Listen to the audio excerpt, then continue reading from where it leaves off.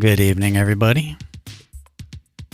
Welcome back. Today we're going to do refactoring that Vulkan code. So not the C++ one. We're just going to try to see what we can do with Vulkan on Linux. And I feel like my audio is off as usual. There we go.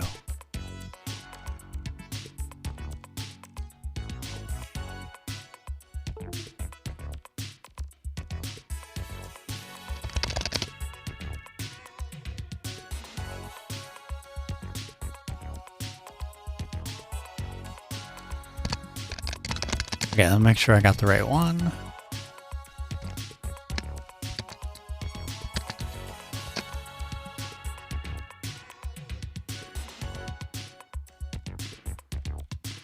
Okay, I'm not sure why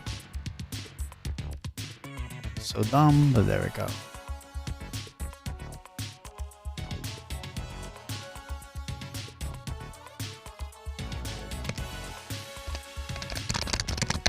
All right.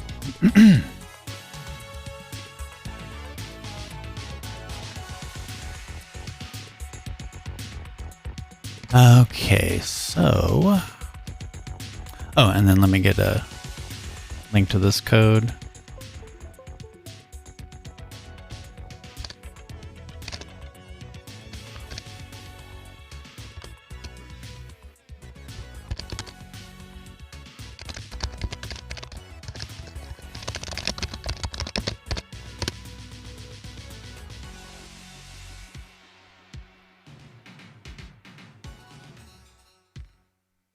Alrighty then.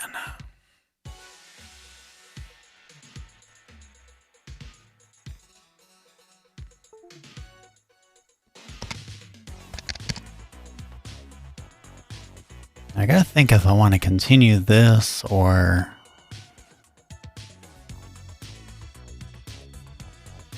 kind of shelve it. Now, actually, yeah, I should leave this. Let's do a git checkout of that previous one.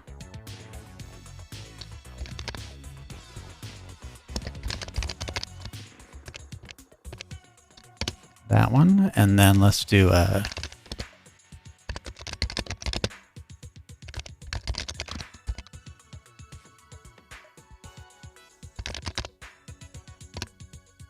Hey Jen, how do I switch from Windows Linux? I have a little external device. I can actually just click a button, and I also have on my Stream Deck I have some stuff. Although my desk is kind of messed up right now. And so this is an actual external machine that I'm running.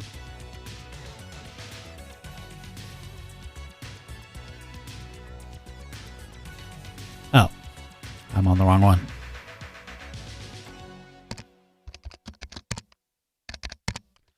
Okay, so we're back to this. Let's do a reset. Just make sure we got the right code and everything.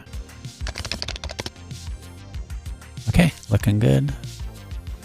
Hey, that was fast. Okay.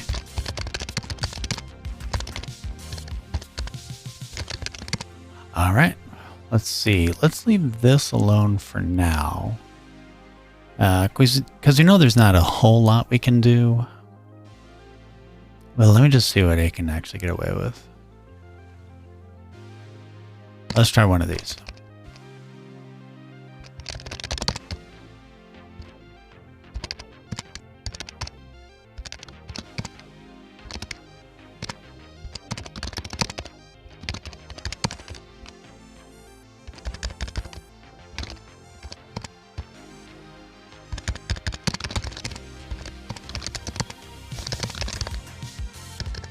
Alright, let's see what happens when we do that. I doubt it'll work.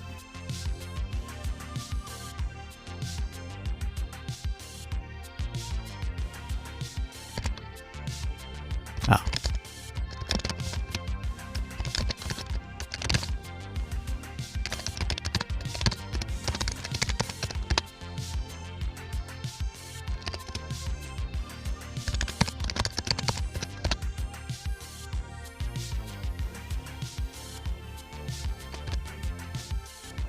There's no way that works though. Yeah. You can't.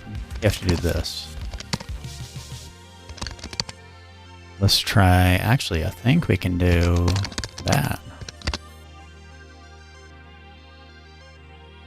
Oh, and we don't need info and the semicolons.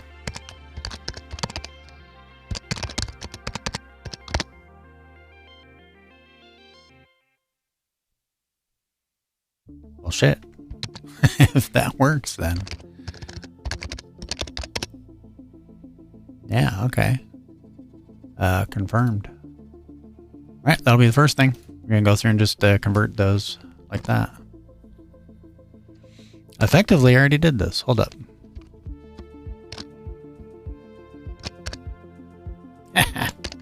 Almost works. All right, pays off.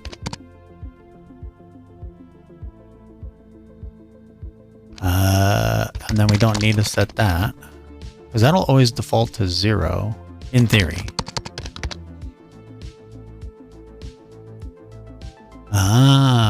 But we have to... Okay, hold up.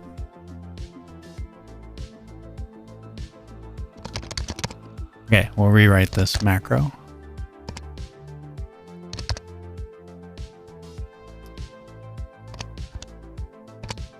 Now.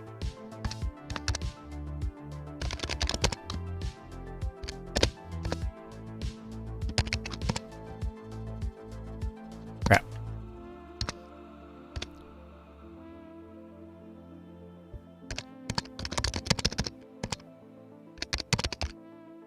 All right, one more time. Hold up.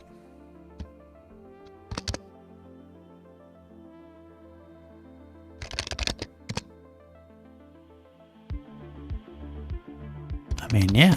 And then C++ will figure it out.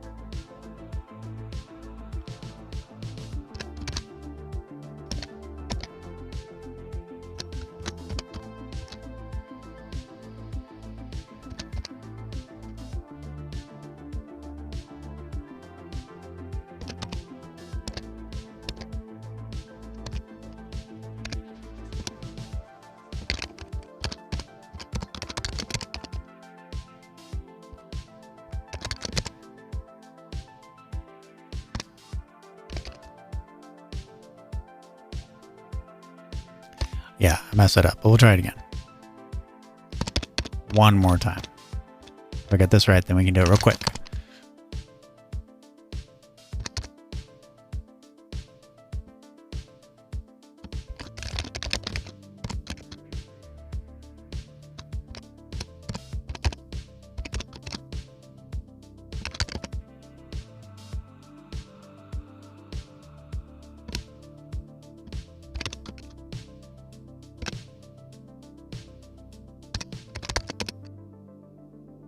Alright, and then get rid of that.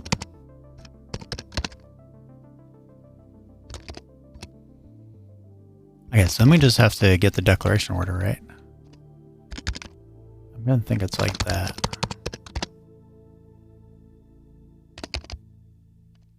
Okay, and then we go here, go here.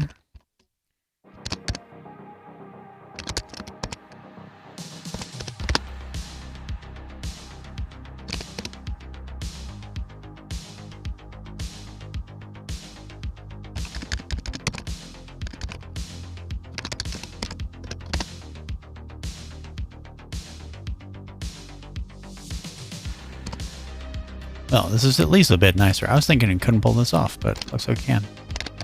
Make sure to have, yeah, we don't. Alrighty then.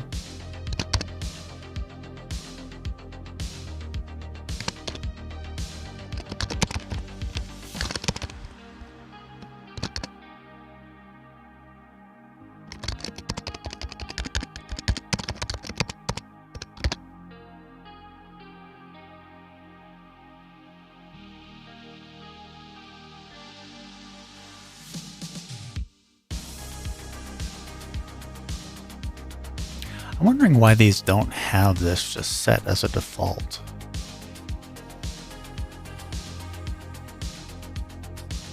You know, let's go look at that real quick.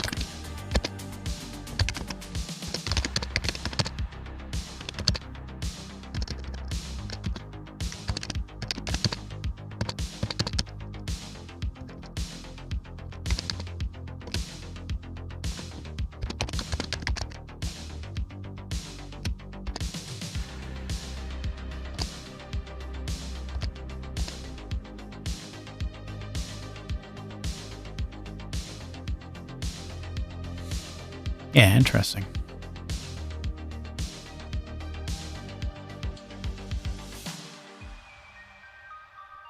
Just correct me if I'm wrong. This is never contrary to this. Right? Type semaphore create info should match semaphore create info. Maybe I'm just wrong. You can't set default struct settings. Hold up. C set default.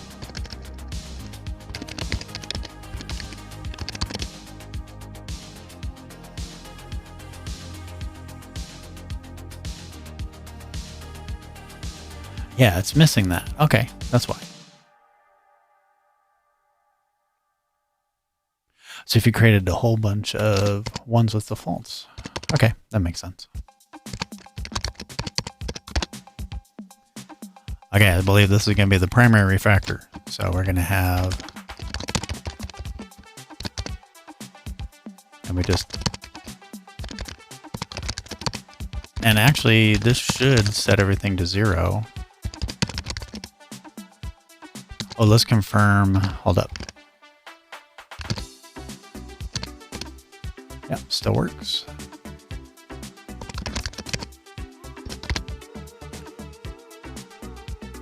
Yeah, I know. That's too bad. Because it'd be nice if you could define struct and just say that's the defaults, and then it just kind of, the compiler does it for you, right? Yeah, so far so good. And then when I do this, this will guarantee anything I don't give is set to 0. So those null pointers, you don't have to be explicit for those.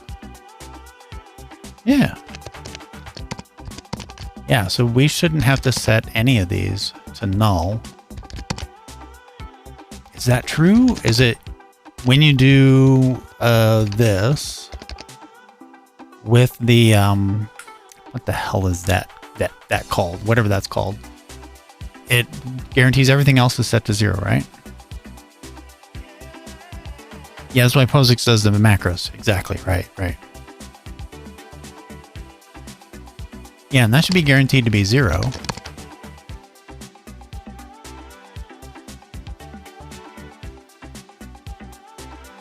So like 95% of this is just making a struct with this crap and giving it flags.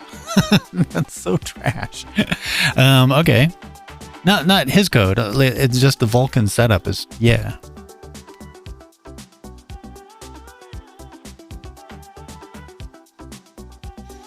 Interesting. So interesting.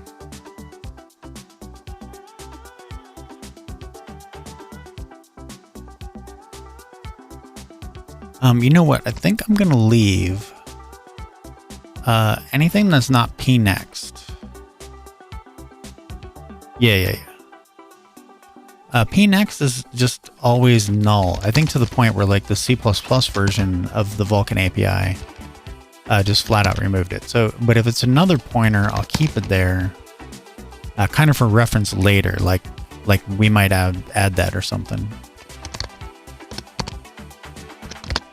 You always have the first part of the struct. Yes, and it always matches the actual type in the definition. So this means that internally they're probably, doing the TCP/IP thing where like actually it doesn't understand what's in the struct. It just gets a bag of bits and then a type discriminator of some kind. So I believe that's what they're doing. And then it's always, and it always matches. I haven't seen any instance where it doesn't. So I believe kind of the dumb design here is they should have done, like, you don't have to make macros all caps, right? If they did this, right, then they could have made a macro that you just say, make me one of these, and then only give the parts that you want, and then it fills out this part. Because you can get the type you want, and you know, you can do the that, right? And so then you append the macros on there. Yeah, just some init macros, right? Yeah, because then just have some reasonable defaults, initialize it to 0 every time, and reasonable defaults, and then you're ready to go, right? And it's interesting because when I did the C++ one this morning, that was kind of the only thing it really did, was just make it so you don't have to set a lot of these options. Okay, so now... Ah, god damn it. I constantly hit Q to play a macro. I gotta do it again. God damn it. Alright, yeah, honestly, we just go...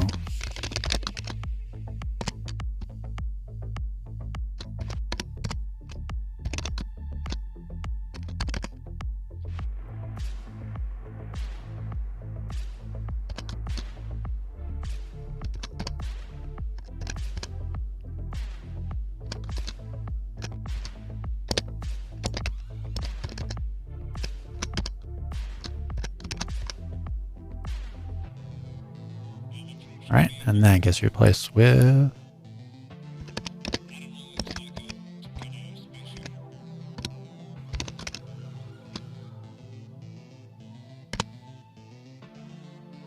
What was that? Gotta do it again.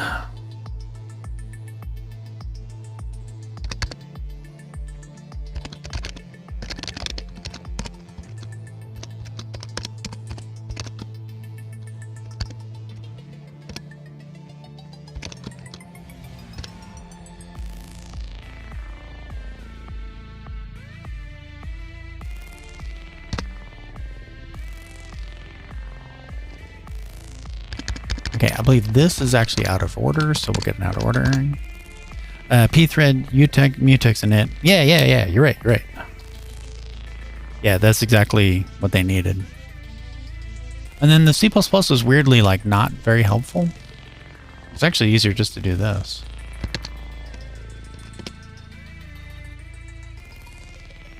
Yep, still working. All right, we got some errors there, but that's about it.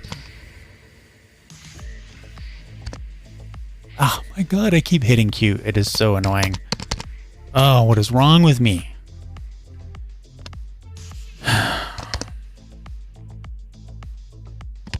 At this point, I'm just gonna use this macro and rewrite it every time, and then end up just rewriting the whole file to make the macro over and over again. It's dumb.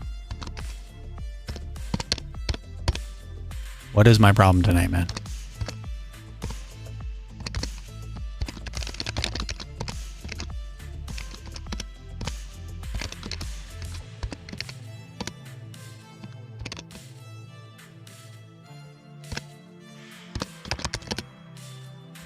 Yeah, I wish I could lock a macro. All right, next one.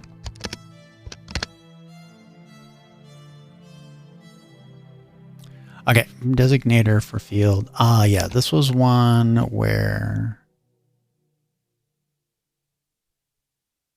Oh, that's right, okay.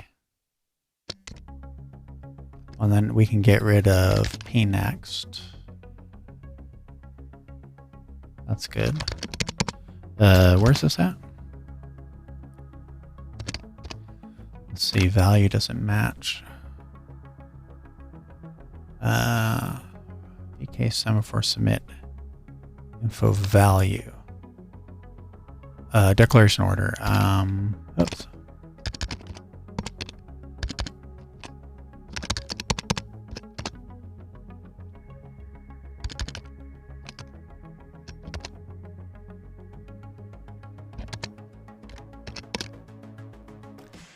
thought you could do it this way, and I'm not sure why I didn't just trust my gut and go with it.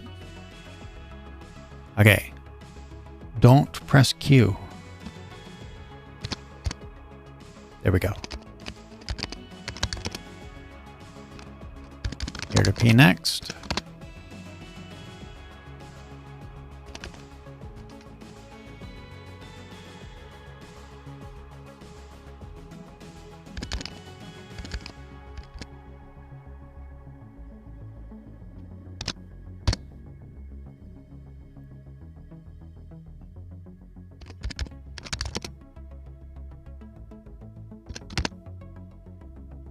Vulkan seems decent.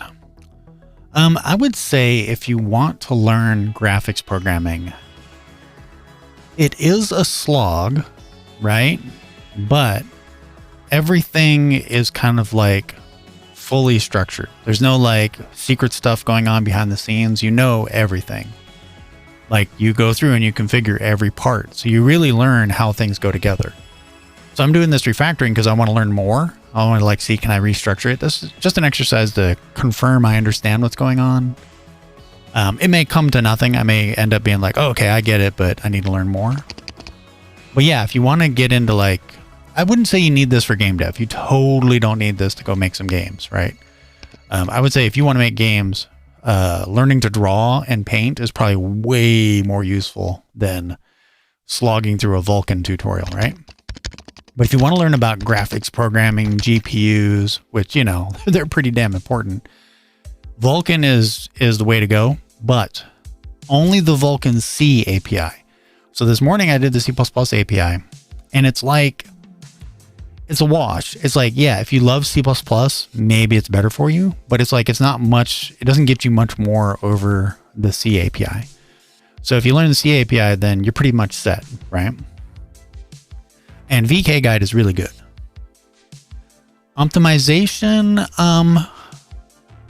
yeah, I think a graphics optimization for sure. I would say that their API is not very well optimized, to be honest. The complexity of it, I believe, probably makes it pretty difficult. The optimizations you're getting out of Vulkan have nothing to do with the API and have more to do with getting good direct access to a GPU. That's my initial understanding. I think some of the things they do, the structures are too heavy-handed. There's no way that they're in there like unless this code has some error, that you have to like ship images and transform images multiple times for every frame of the graphics engine, and that involves calling functions with, you know, fairly large structs, and like there's no way this is the most efficient way to do it, if you know what I mean. But then again, I don't actually know what I'm doing, so it could be that this is actually the best you can get, but something tells me like, nah, I think if someone sat down and saw what they were doing, you could do something better. But yeah, as long as if you're like interesting. Let's see, I heard someone say it's nice once you make 8 pages of code. Yeah. And I think what ends up happening is a lot of people probably get in there and they're like, oh, I'm going to learn Vulkan. And they get through it and they go, hey, I could make this better. So they start to make it better. And then they go, you know what? I could just make a game engine. So everyone makes a game engine after they learn Vulkan, and they don't actually make Vulkan nicer. So that's why it's kind of like you learn it once, you use it, and then after that, I don't think many people revisit their Vulkan code to make it nicer, you know?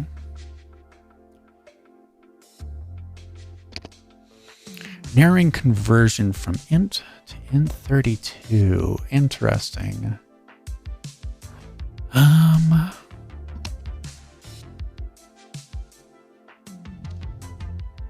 I guess I can do int32t to kind of force it. Is it the same here?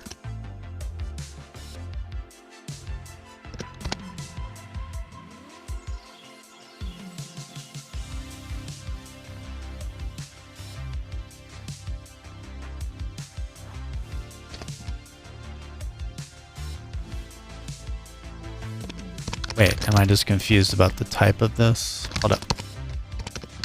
Narrowing conversion.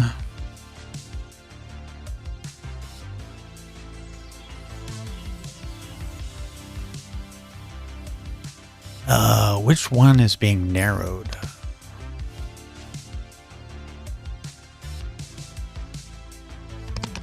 You know, I suppose I could do this.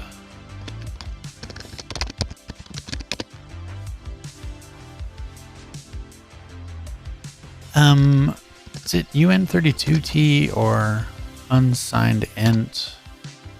Yeah. Yeah, I kind of don't like that there. Let's do it this way.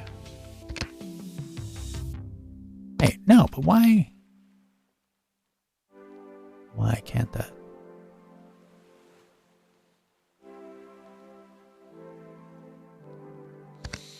Where do I want that? Yeah, let's do it this way.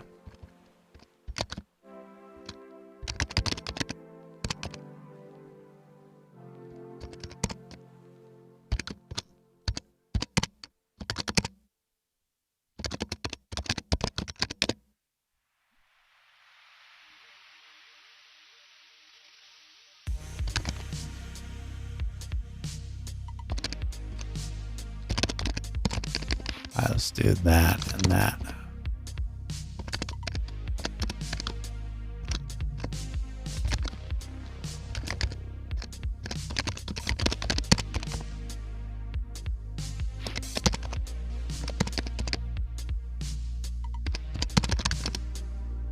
I feel there's probably another way to do that, but whatevers.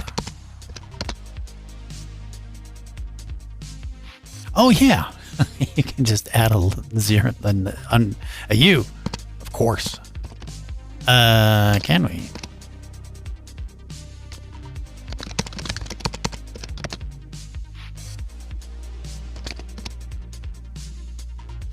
Okay.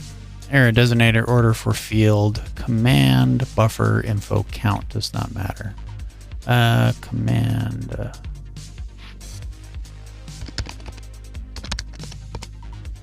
I bet it's here.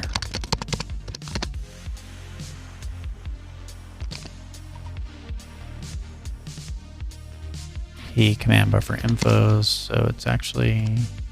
All right, we might have looked this one up. So we make a couple guesses. Okay, anyways, let's undo that.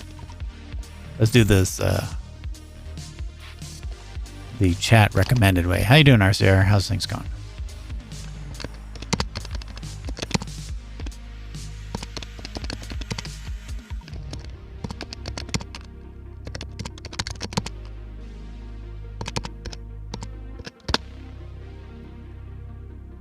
Okay, yeah, way better. Okay, let's look up this guy.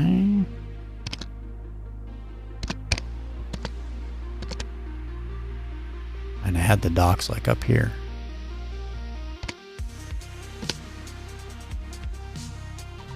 Hopefully this is extracted.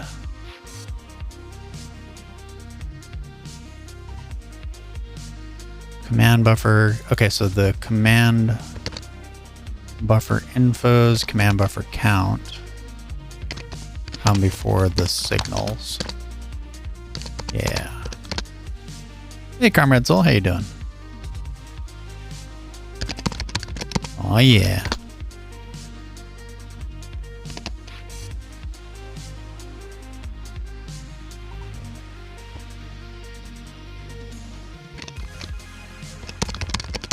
All right, confirm it runs.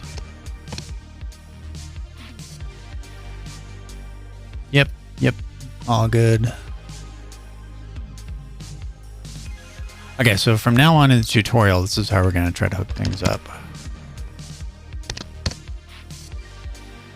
Oh, and also, yeah, get rid of that. Get rid of this. Okay.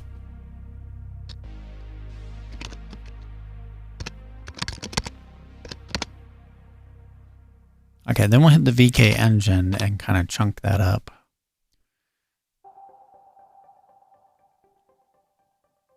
Okay, we're missing probably some elements. Now remember, this one is actually pretty complex.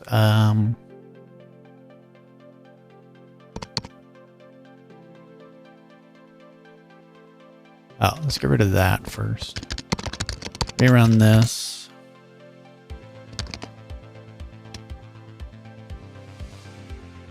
Erase and close initializer list. Got it. Okay, so we need vk image create info.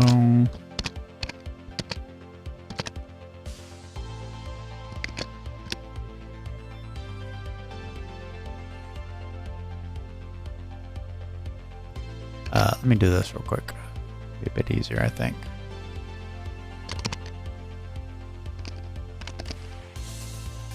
Okay. S type, no P next. We have the image, view type, format. Oh, I remember this one. Yeah. Hold up.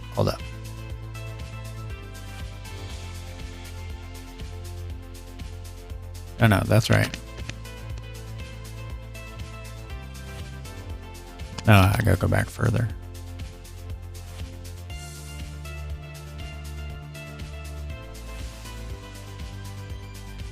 No, wait, where's samples and...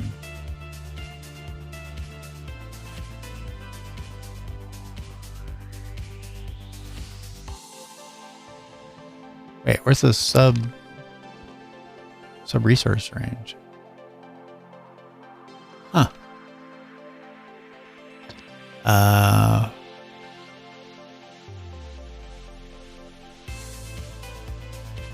VK image view create info. Yeah, where'd the sub resource range shit go? Well, it should be format, components, sub resource range.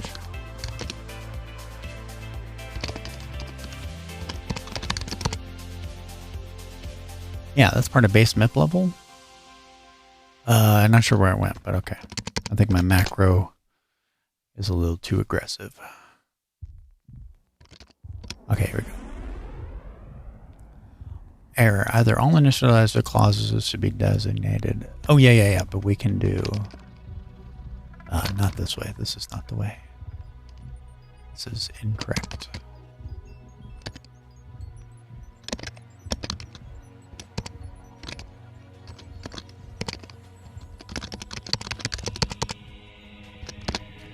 Let's see. Sorry. Things are good, but not too much time for Twitch lately, though. Yeah, the graphics are. I love it. Yeah. I get to do art and code. That's good.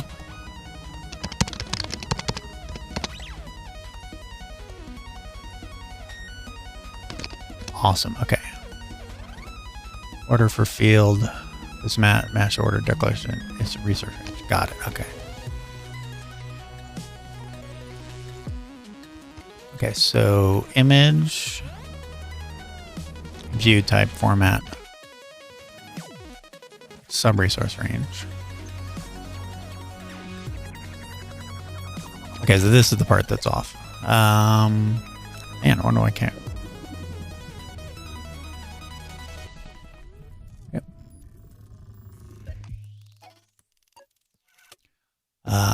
Yeah, aspect mask is first. Base MIP, level count, base array, layer count.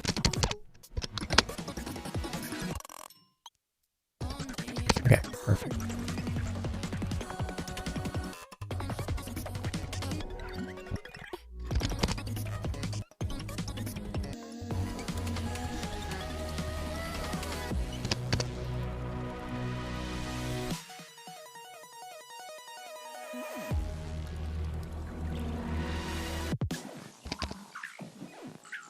Forget the weirdness of that.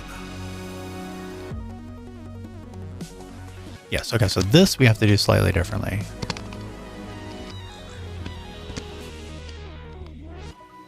Okay.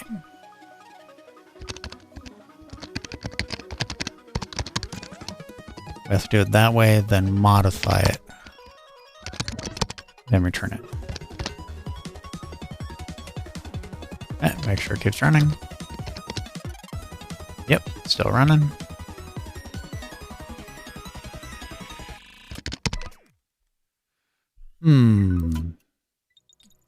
That should keep working. No, don't hit Q. Then we can get rid of P next. Hopefully I'm right on that.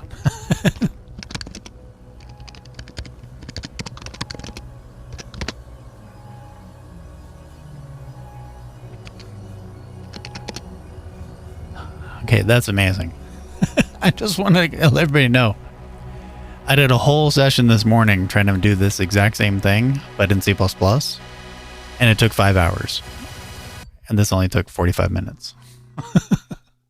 To do almost exactly the same thing. But the C++ version of this is like way too complicated. Like I couldn't just set colors with a RGB. I had to convert them to like some weird array indexed thing, and then all sorts of, yeah, you had to rename all of these variables to like a class enum. Class enum was really complex. Like this was like way easier. And so, yeah, so I think my initial assessment was pretty right. Where like, I think they're expecting you to configure things like this.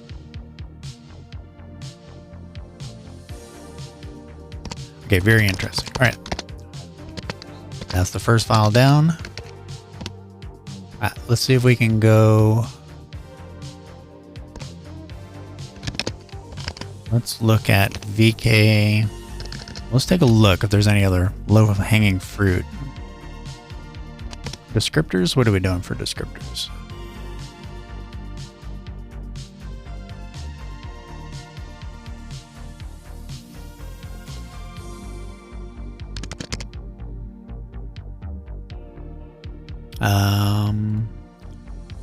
Yeah. All right, same deal. So let me think. How often does it done? Create descriptor layout device set.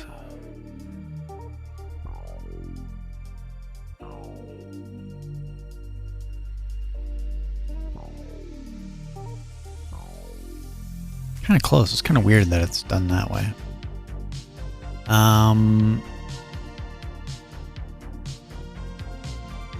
Okay, we'll use the macro and then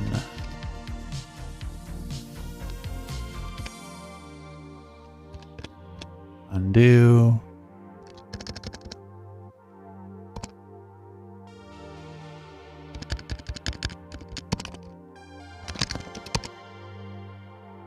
Yep. It's not that descriptor type. I'm going to think it's probably that.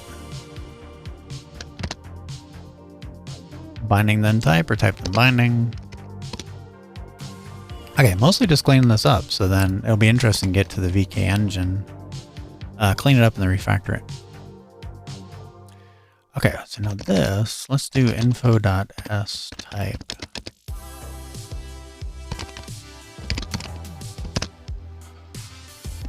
Do that, nuke this, like that.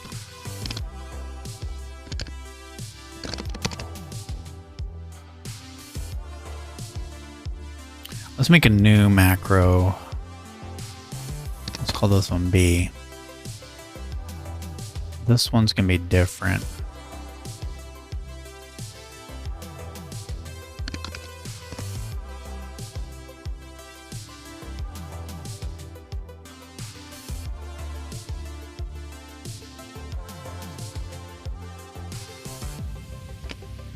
Yeah, I'll do it this way. Do this, add that.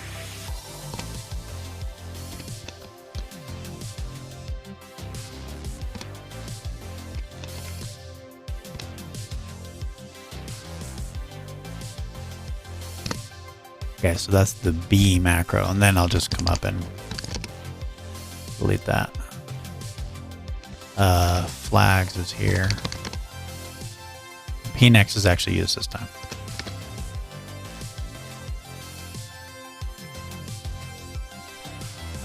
Pnex does not match. Huh, interesting.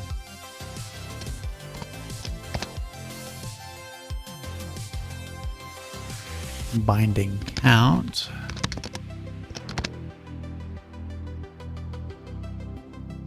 I'm guessing flags is probably here. And make it run.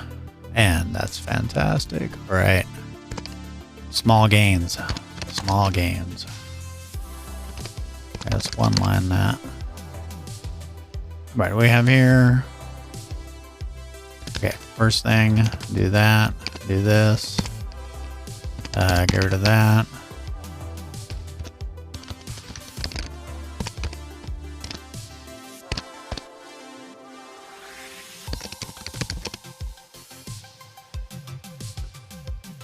Yes, we have to do that because it needs the address of. Got it.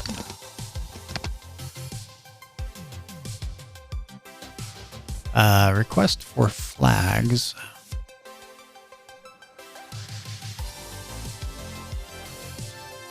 Oh, let's get rid of that.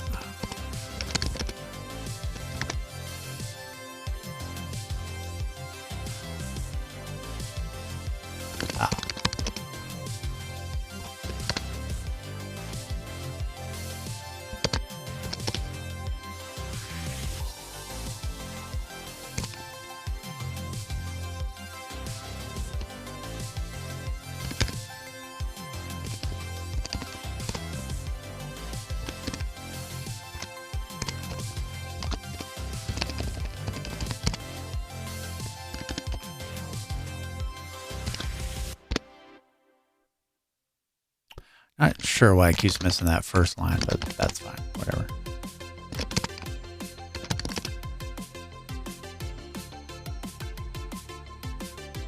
Okay, cool.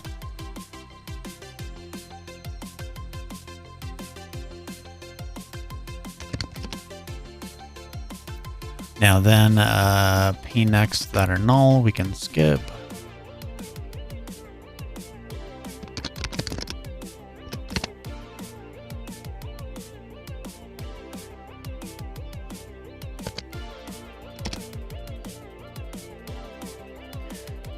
Nice. Okay.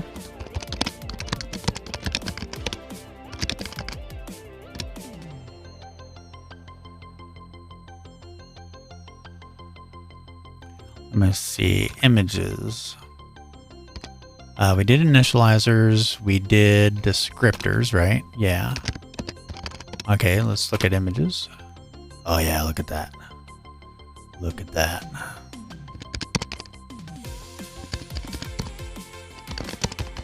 Okay, so that's the first part of the image. That's the next part.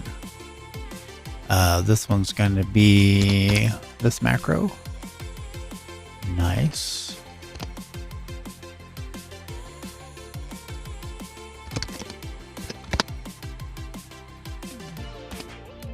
Okay, then the second part is image barrier.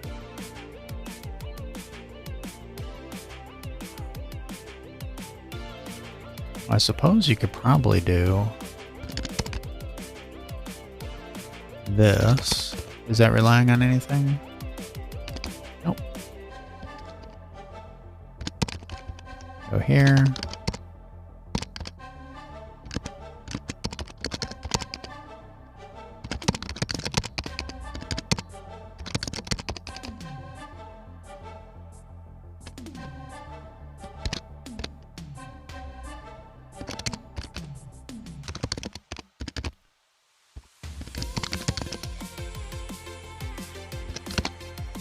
Yeah, that's actually not bad.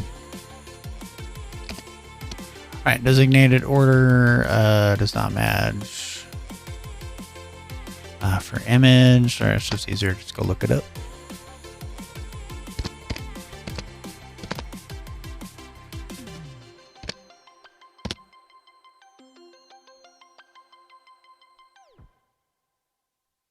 Alright, what are we looking at?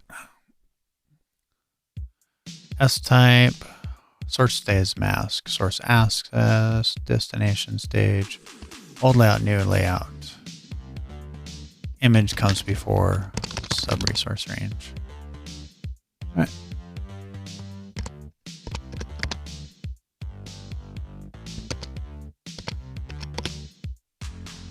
Yeah, look at that.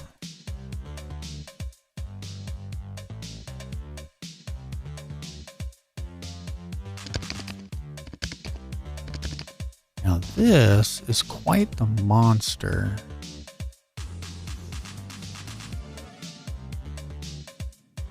I think I'd do this one manually. Yeah.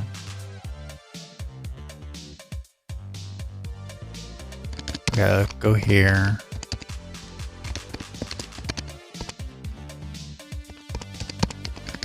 Okay, we can do this one.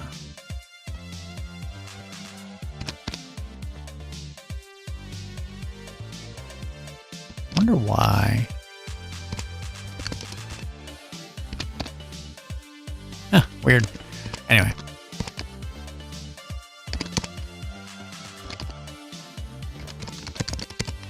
Okay, so that gets that, and then, I mean, I'm guessing I can pull this off. Let's do this. Drop that. Get this.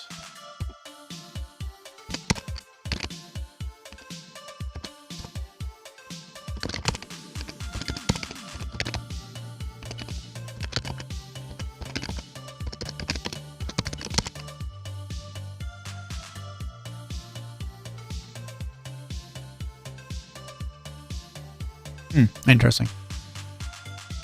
Source offsets, destination offsets. Okay, let's see how that compiles.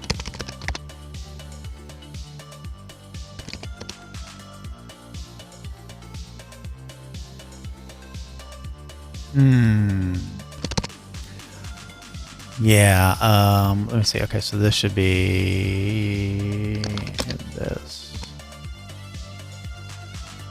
Source sub-resource. Goes here.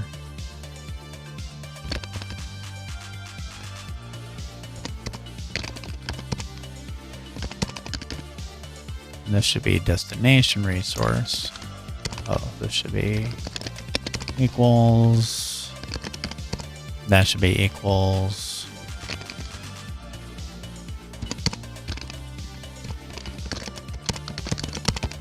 Nice. Okay, so we're getting that. This has to be changed to be 1 equals. Not sure how that's gonna work, but we'll give it a shot.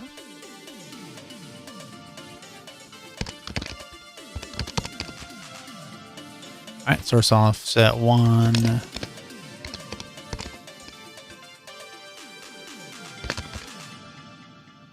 Get rid of those. Do this.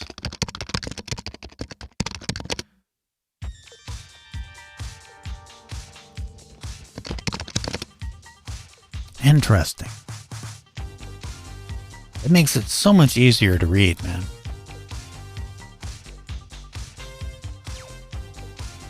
Very interesting.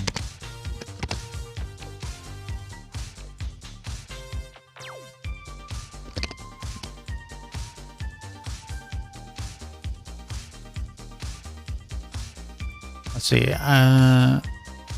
Either all initializer clauses should be designated or none of them should be. I'm not sure if, yeah, I don't know if you can do that. We may have to do that separately. Is it that fancy? I don't think it's that fancy.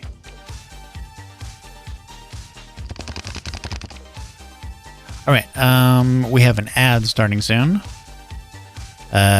You can go take a break. I made a funny video on Twitter. I think it's funny. Everybody else can take a look. Tell me. It's an important PSA for everyone who's out there. Actually, I'll just play it here. If you want to see it on Twitter, you want to boost my view count, go for it. We'll play it here during the ad. I'm having fun. This is pretty cool. Okay, I can't do that. I thought I could get away with it, but I can't. Yeah, especially since it's the second one, not 0. It's kind of odd. I wonder why it's done that way. Right, so we'll have to do that after. C++ isn't that magic.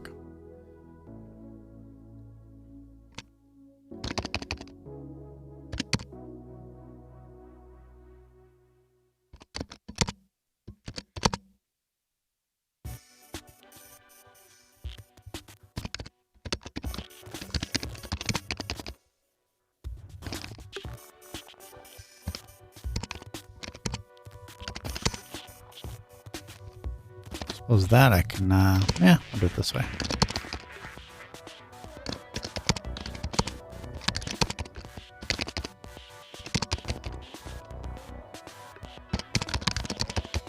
Okay, that should solve that. Okay. I wonder why it's 1. Oh, what's this? Screwed that up.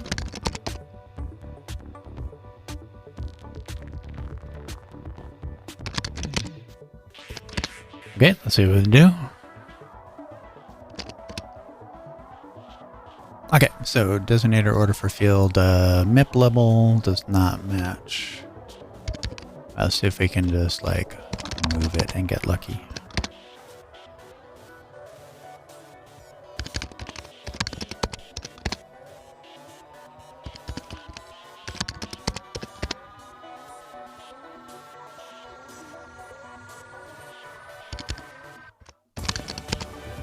I mean, I did those. All right, guess go look it up. And VK image layers.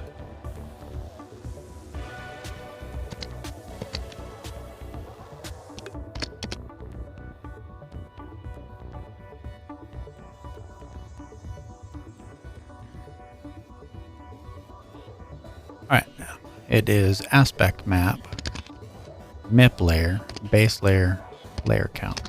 I did that.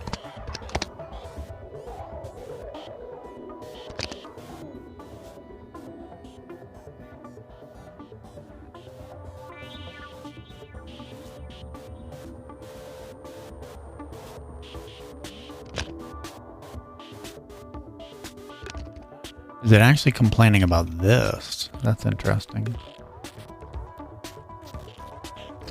No, source destination. I'm gonna look it up, but designator order for field MIP level.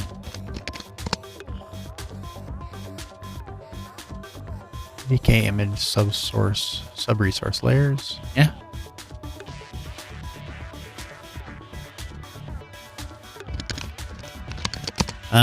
Okay, we'll pull it out. We'll see if it does better. Yeah, I wonder why it's complaining about that.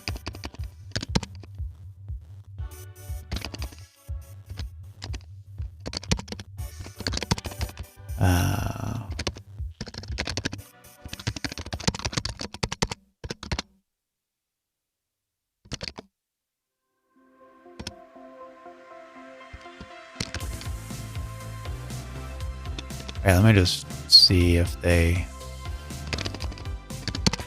did the Unix thing.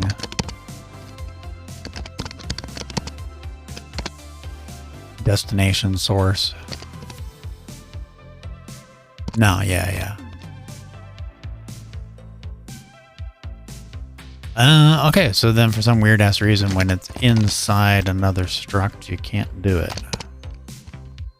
That's really weird. I wonder why the... Yeah, why would that be off? Yeah, MIP level is 2.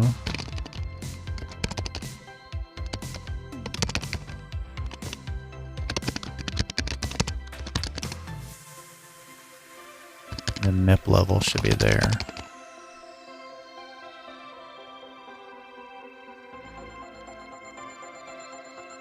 Nope, I messed it up. Well, let's do this real quick.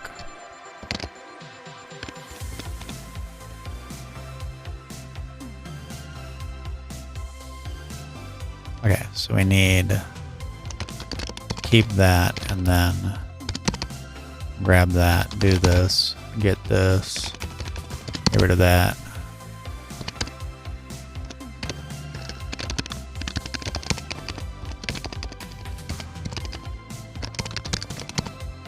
Okay, cool. Nice, okay. Airing conversion, huh?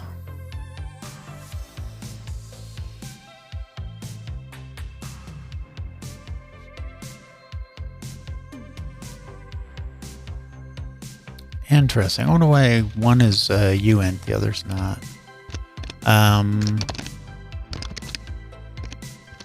Let's do that real quick.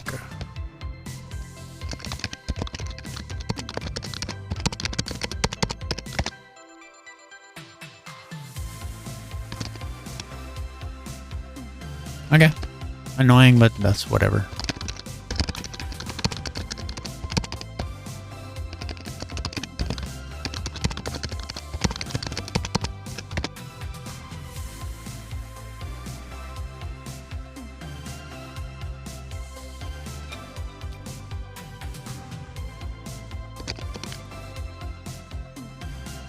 Okay, so then for source image,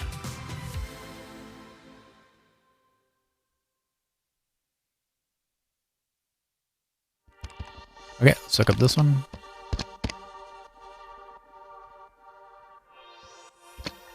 Yeah, I'd say this is the most annoying part, is having to get the order right. I think that's just a weird... There's like no reason they need to do that. It's really stupid. Okay, so source image comes before it. They can totally figure that out for you. Alright, so then filter comes at the end. Region count and regions.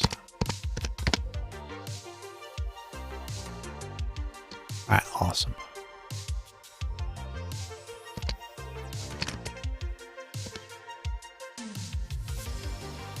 Alright, still working. Big improvement though, man. That's a big improvement. It's so much nicer to read that. And it's like the noise kind of confuses what you're doing, you know? Like all the extra code and stuff just kind of makes it hard to see what's going on. Yeah, I think I'll definitely keep this branch. What I might do is... maybe I can merge this back in. I have that JSON stuff. I can just kind of leave that as a... yeah, let's look at pipelines. Alright, so what do we got on pipelines? Just one. Okay, we can kind of clean that too, I think. Okay, so this is just loading a shader module. There's probably not a lot to it, but we can at least...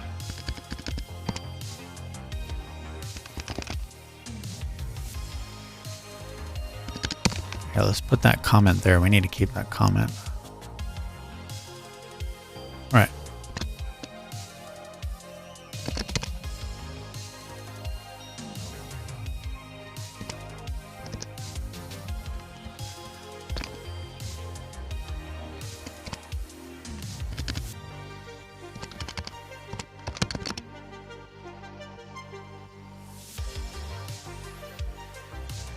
Okay, that's it on that. Might be able to do something with that.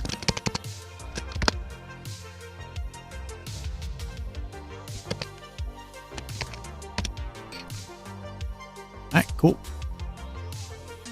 Nice. Okay, so then next, and I need to investigate that validation layer error. Okay, so that's like everything except for engine. All cleaned up. Yeah, a lot easier to understand what's going on.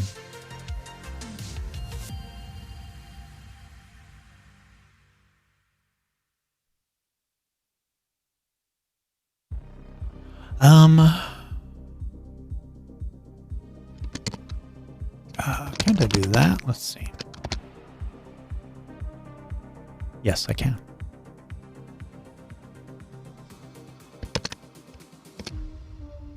Okay, so I'm going to commit this before I go any further.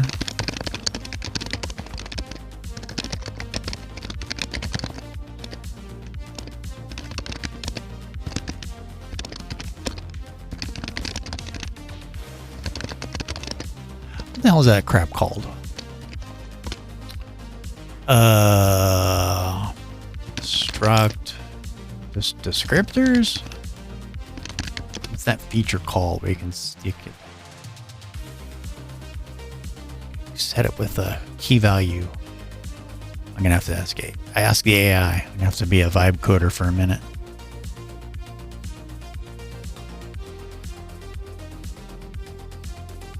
Oh yeah, let's confirm the rules for initialization. Make sure that if we are actually setting those to null.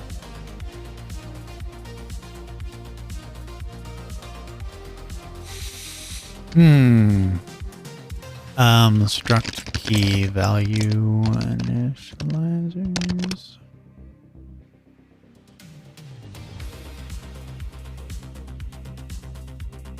Struct and member initializer lists.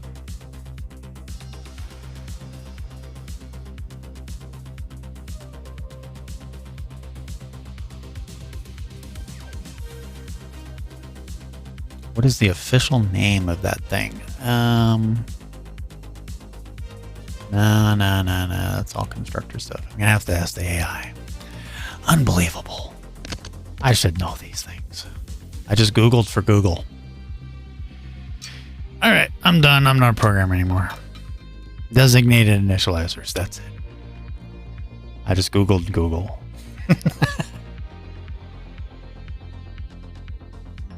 Designated initializers. Thank you. Okay, we need this and, well, let's look at.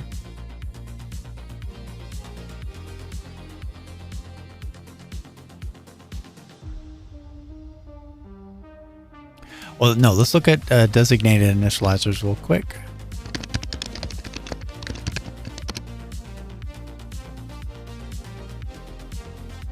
Aggregate initialization.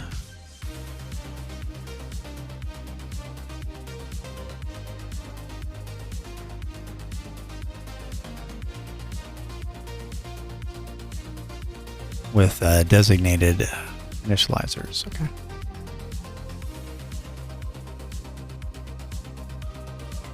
So that's initializing arrays and such.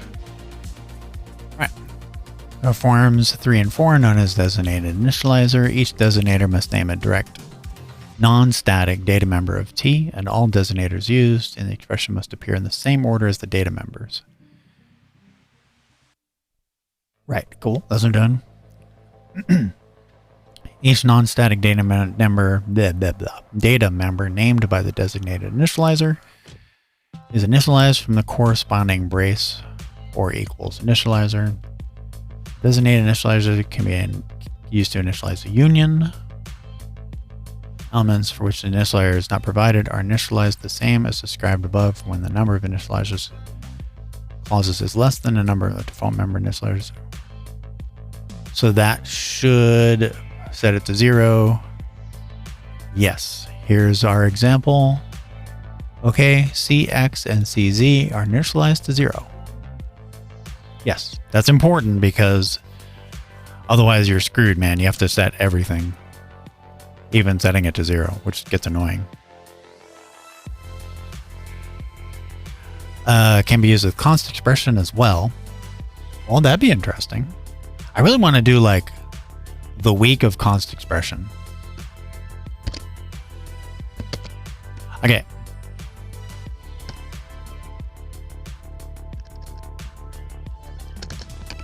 When did this become available? Yeah, since C++ 20.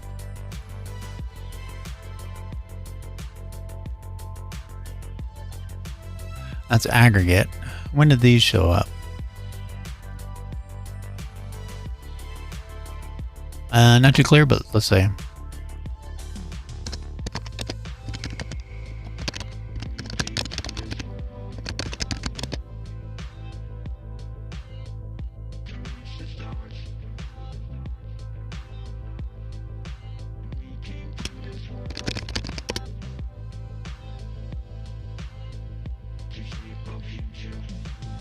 Okay.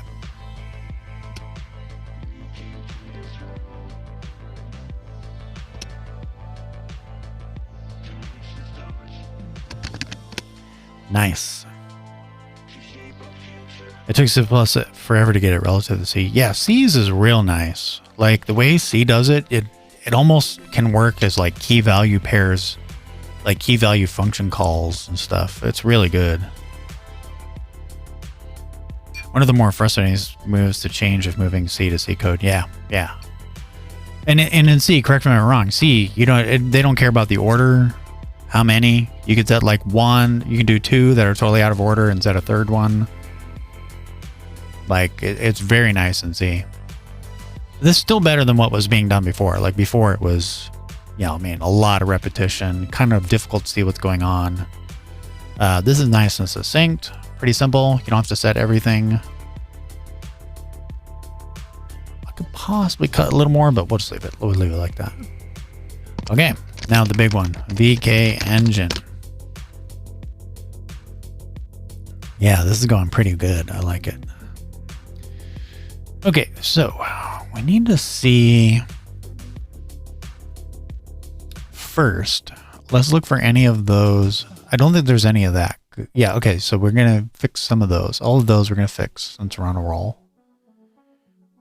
Then, yeah, okay, so we fix all that throughout here. Then what we're going to look for is things that could be chunked into concepts, right? Because right now it's kind of like the draw commands are in like just one big blob. And I'm positive that it's actually like 3 or 4 little pieces. So we'll just go through and fix all these structs the same way. Then this will be a test of my understanding of what's going on, is if I can refactor it so that it makes sense, then I'm probably on the right path. And then, yeah, I think we'll keep this code. I was thinking it would end up like the C++ where you're just stuck doing it this way, but nope, this is actually easier.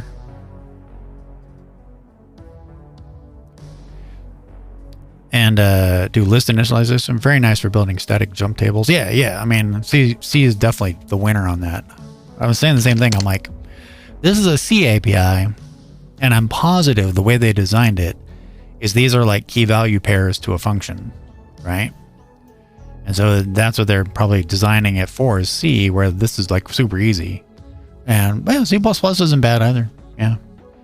But you're using a C++ 20 feature.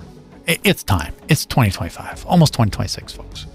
We can use a feature that's 6 years old in C++. Okay, let's find ourselves a new victim. Here we go.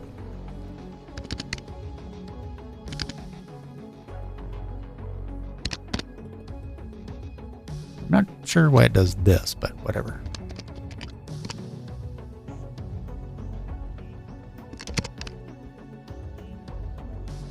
Yeah, I think I gotta redo that macro. It's lay busted.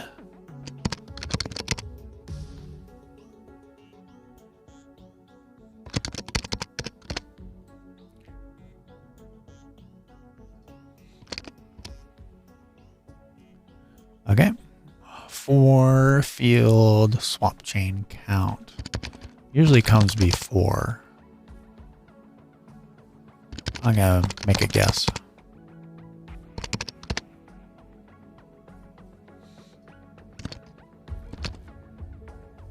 Wait semaphore count. I'm gonna bet this just comes before that.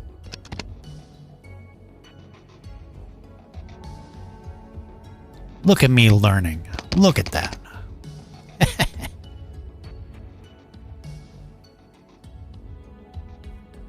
Yeah, so like this GUI stuff, I think should go in another class. I think it should be pulled out and handled differently. So that's the kind of thing that I want to do. Versus cleaning up all this structure usage. Okay.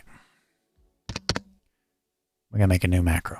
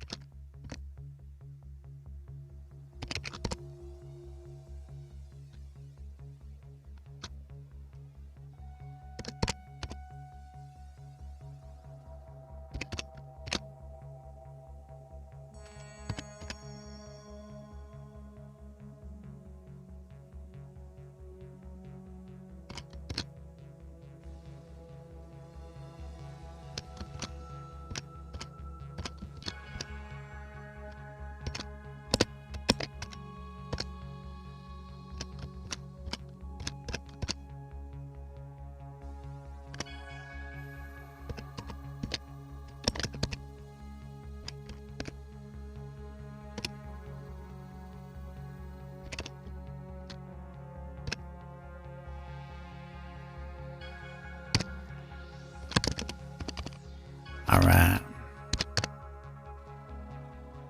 There we go.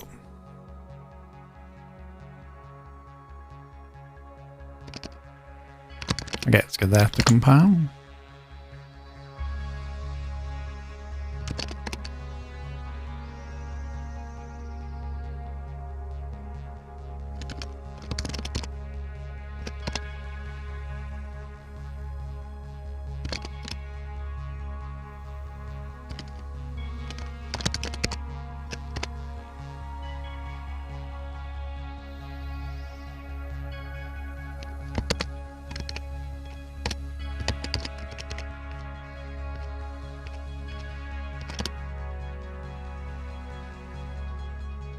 Yep, doing good.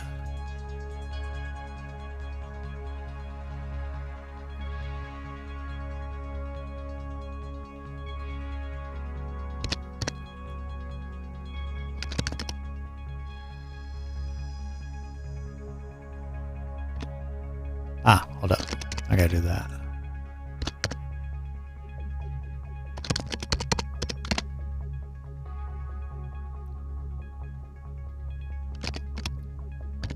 Flags usually comes before everything else.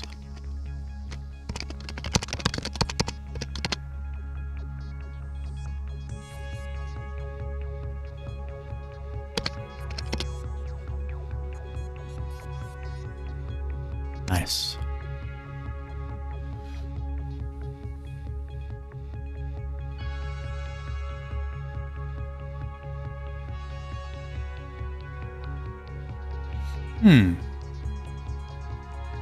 That's interesting. Yeah, I suppose that's the best you can do. Is it?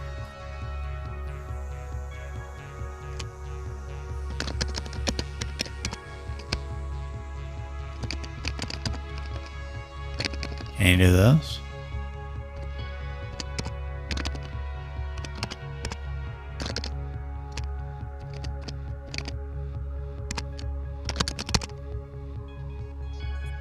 We'll see. Almost. Oh, yeah.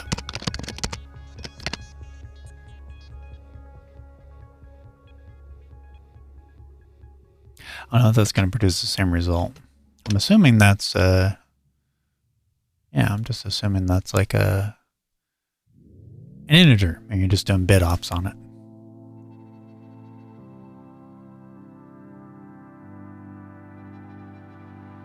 Create fence, bind descriptors, allocate descriptors.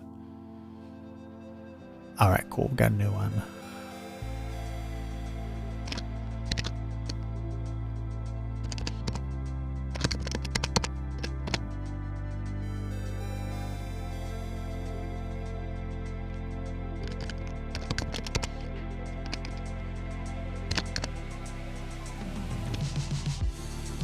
Yeah, that's right.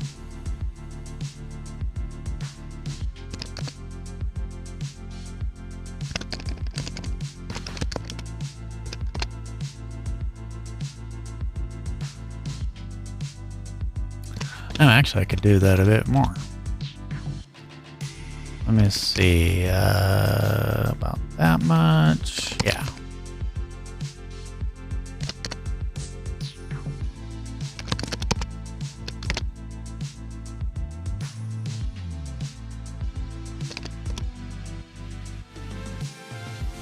All right.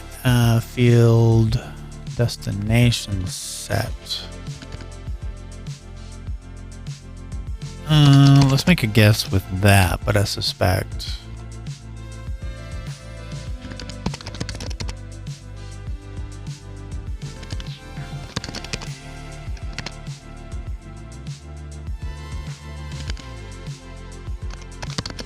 All right, gotta look it up. Hey, Cricket. Thank you for the raid. How's things? We are refactoring a bunch of Vulkan code as an exercise to understand it. Let me give you a shout out. How's your game going? Or were you working on a game or something else?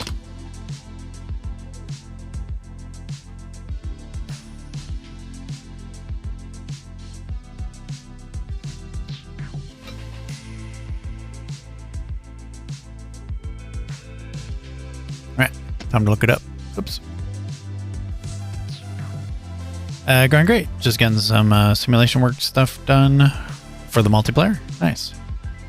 Got a raid and run? All right, have a good night. Thank you for the raid again, and I'll catch you another time. Where's my mouse? Welcome in, raiders. Mostly just watching me fix some C++ code. Modernize it. I won't say fix it. It's actually decent. I'm just making it a little easier to write. Yeah, that ordering requirement is really annoying.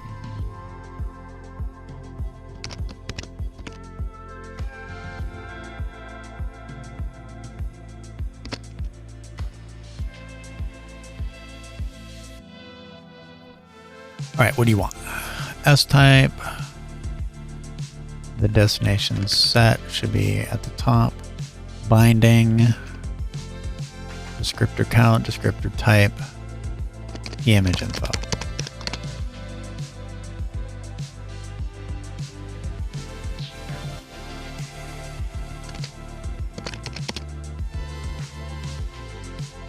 Going good. Okay, so that's that function cleared. Now this next one, let's double check we got all those. Yeah. Not sure what that's for, but okay.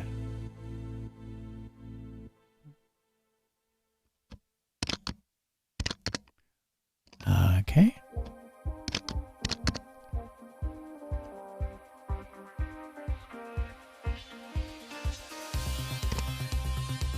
In that case, let me do this. Just a bit of reordering of this code. All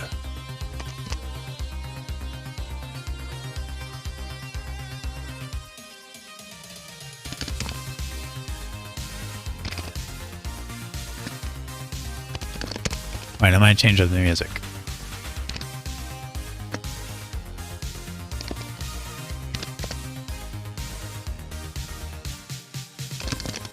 Yeah, there we go. And you see how when you do this, this actually shows you what the structure is. This goes into there. Whereas before it seemed like the opposite, where this structure was contained inside this structure. Let's see if that's the right ordering. All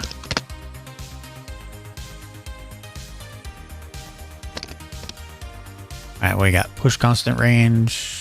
Well, there's only a few options. Let's try this.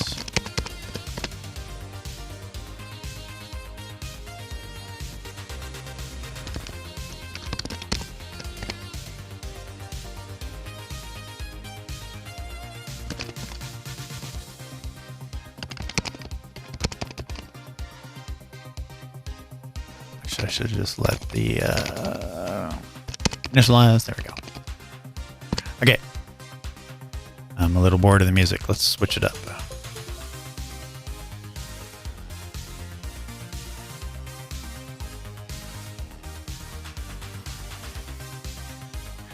Let's go genres. Let's do down tempo. Let's set BPM.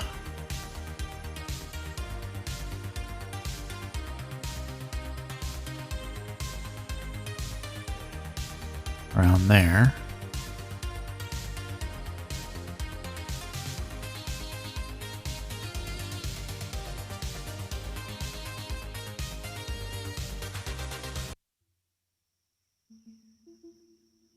All right.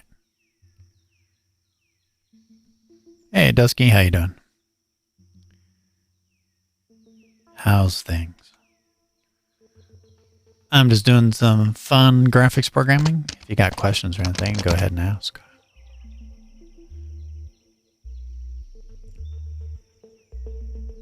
Which one? Set layout count. Most likely comes first, and I'm gonna bet those are backwards.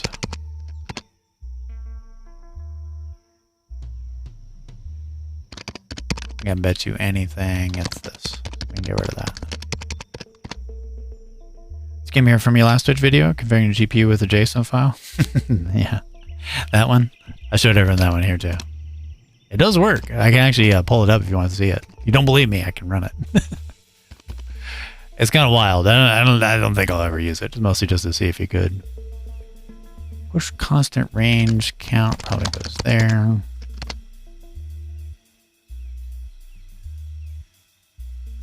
Okay, so set layout probably comes first. All right, we could just look it up.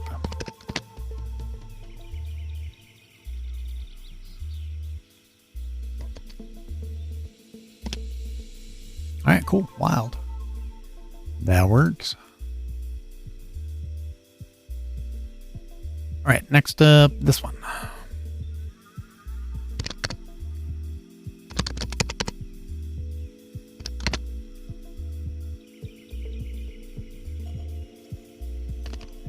And this one.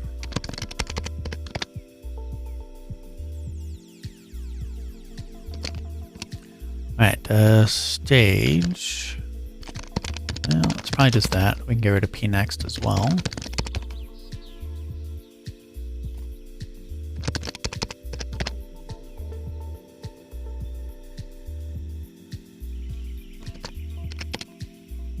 Yeah. All right.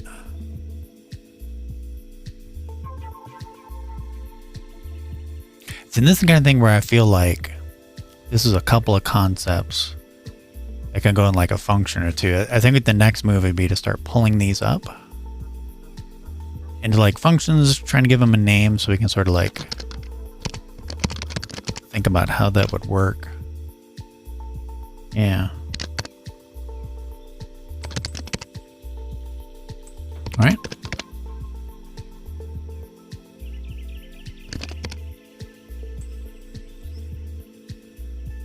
Has no non-static member data 1.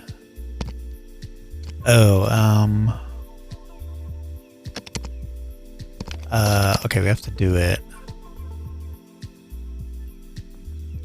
Yeah, I have to do this.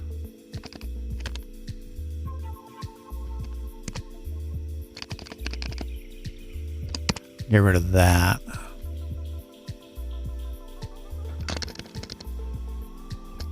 And this becomes that.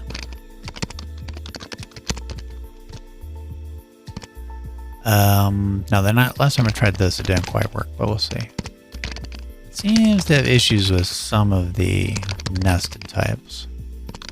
Yeah, let's see what we can get.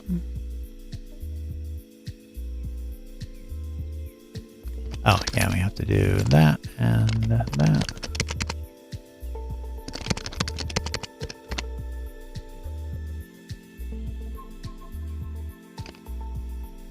Let's see. Compute effect name.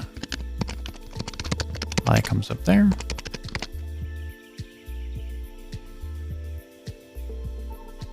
Alright, see if it works. Yeah, it totally works. Alright, nice. And then we can make this guy.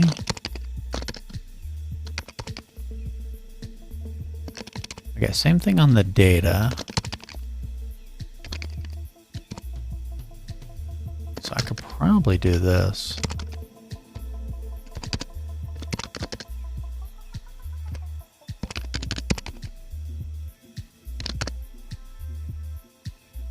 Yeah, that should work. No. Yeah, it was a little too aggressive. There. Yeah, that's fine.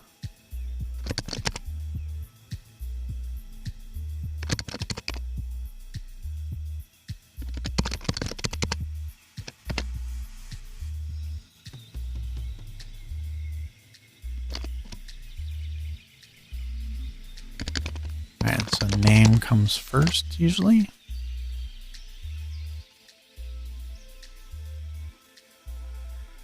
Got it, nice. Okay.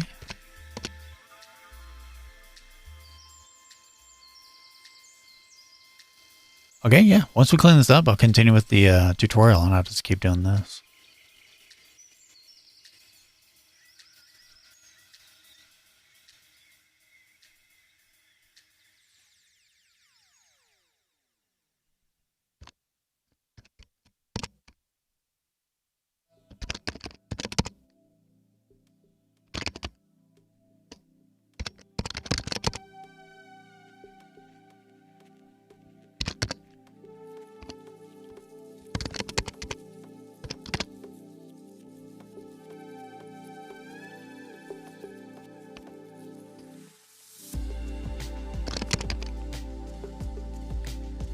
Oh, that's a beast. That's for I am gooey, huh? Okay, let me see. Let's confirm that works before we tackle this one.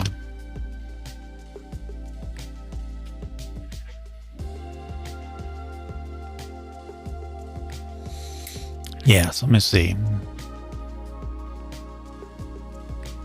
That all looks good. The pipeline info.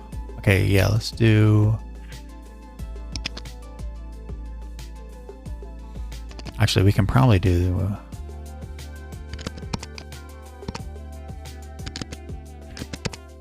No, yeah, it's going to be too aggressive in my little macro, so we're just going to do it this way. Okay, and then...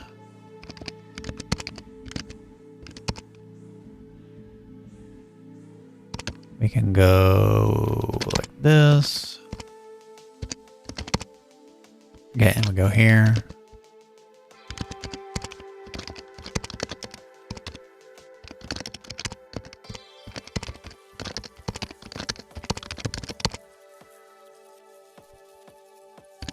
And then kind of toss this down here, do this, turn this up, kick that in. And last one is this.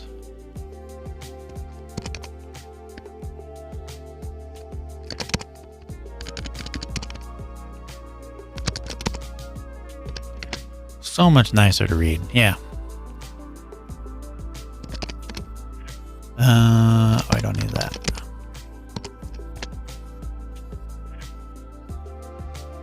Okay. Designated order on that. Which one did it say?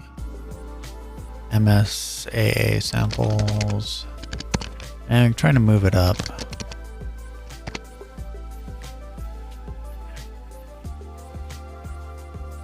Okay, request for member, pipeline ready create info.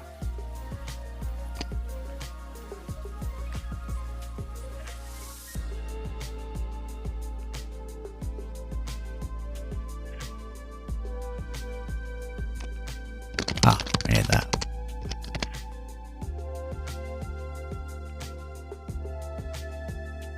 Okay, we'll have to go look this up.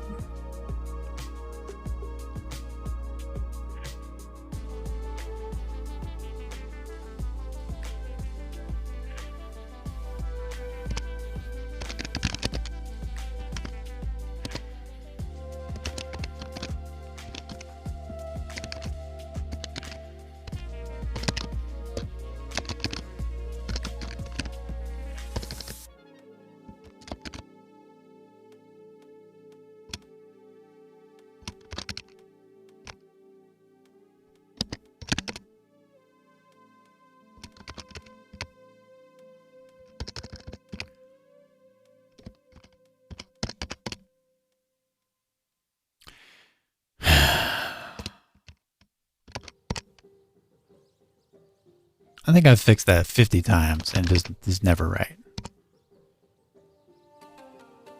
Dev null? Why are you passing dev null? So irritating.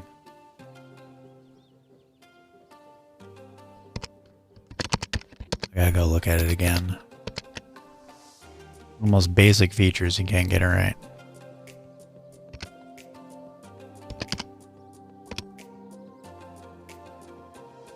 Huh, really?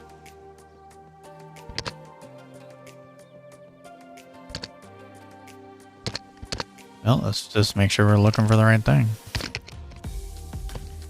Given that I misspell nearly everything.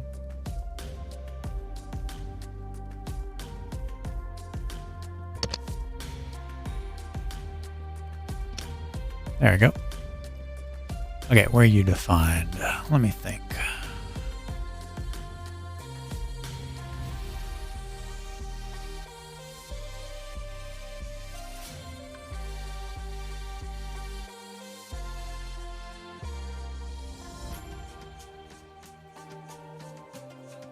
There we go.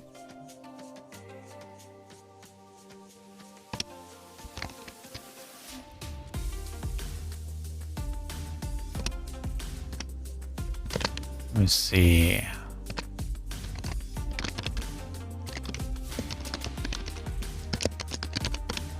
All right, there we go. Okay, what do you want? Which one did it say was out of order? Oh, you can just compare it. Let's see. We need the instance, physical device, queue, descriptor pool.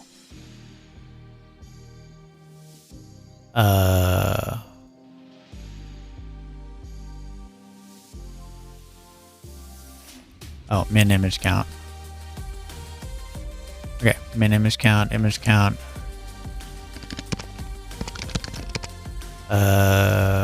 Dynamic rendering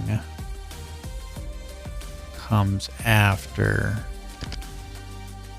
that. Okay.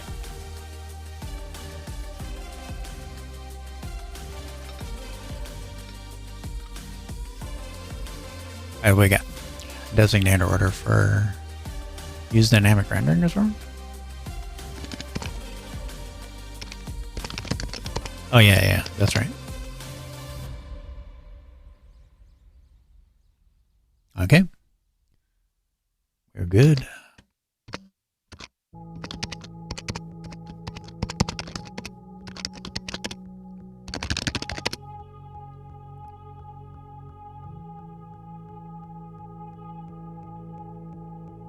Nice, okay. All right. Next up, yeah, okay, so that's all of the structs rewritten in the new form. Let me commit this, and then we'll look at, let's tackle one. Maybe the draw function can be cleaned up. Initialize the commands.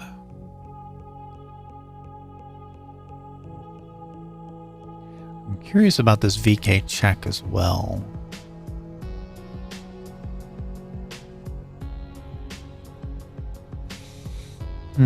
Oh, here's another one I can do real quick.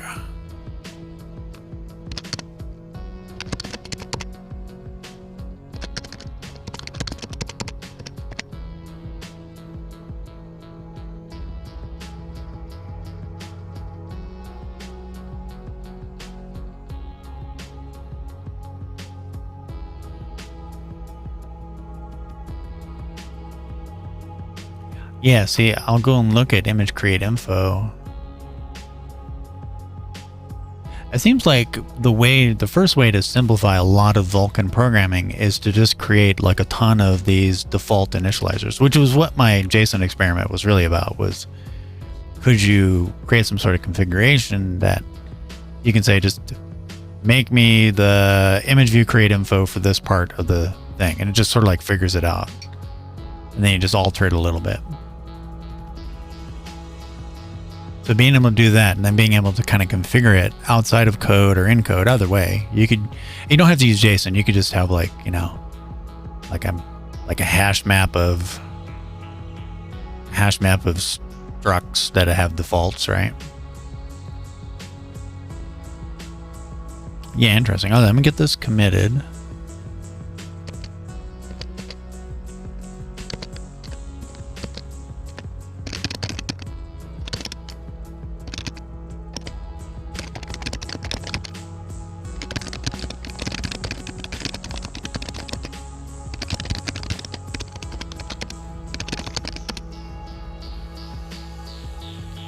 Okay.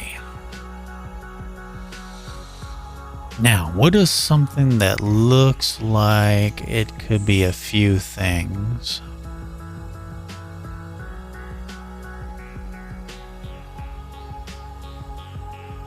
Well, honestly, I think probably the first thing is, can we pull the GUI out? Yeah, let's do that. Okay, we're going to see, can we take most of this stuff out?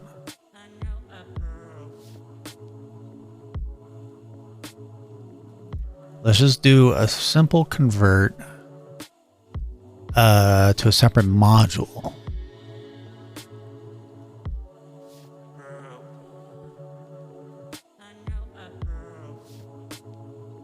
Yeah, let's make this a separate module for the GUI. Anything else needs GUI?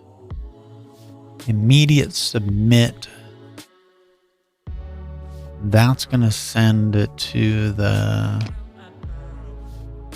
Yeah, that's the info that's coming from the IAM GUI. Command buffer. Okay, so what we want to do... This function and this function. Okay. Ooh, getting late. All right, let's do vkguide. Pragma once, namespace, GUI. Wait. What's he using for namespace on this? VK engine. I'm doing an HPP. He does a H. All right, let's follow the yellow brick road on that.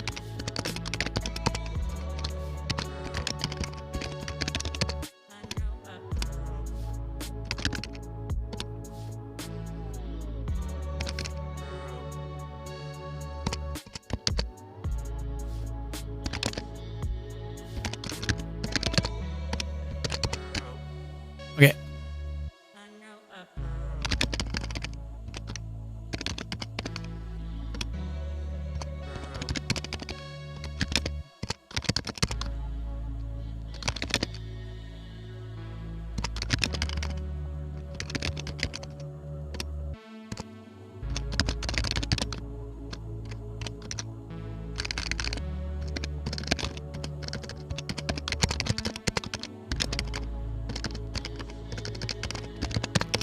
I must build GUI.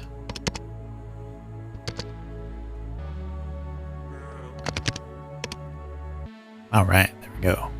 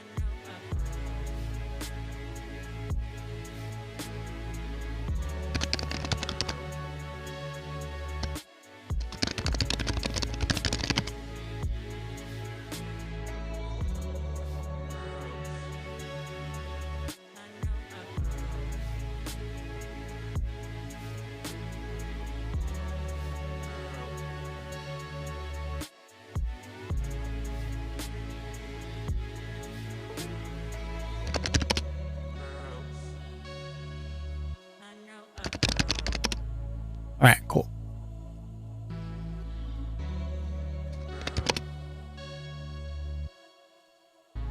Okay, so we have the GUI. Now, what's he name the engine? Does he even have a... He's using a class. Okay, so let's make a... Yeah, let's make a class. And we'll just move those over, and hopefully that doesn't cause a lot of problems. All right.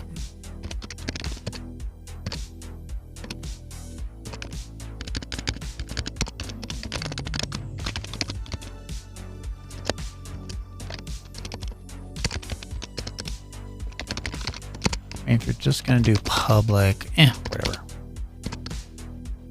Okay, now side by side, VK engine. We need to pull out the IAM GUI stuff.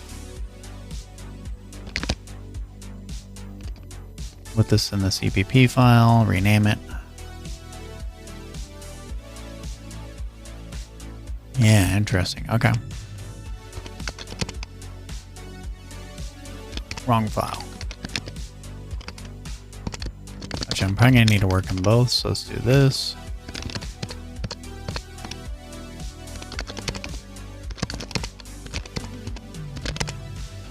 And also this. Yeah, so it needs access to a few things, so we'll have to do some sharing of the variables. But that could also be so the deletion queue might be better as like a separate class that gets managed by something else.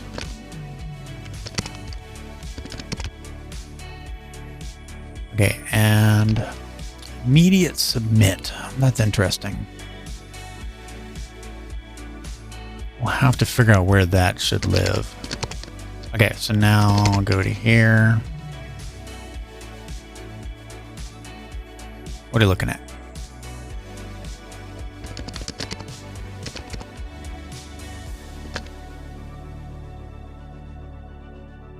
And draw.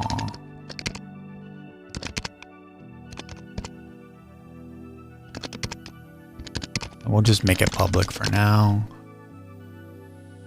Great swap change, destroy, draw background, render, I am GUI. That's another one we missed.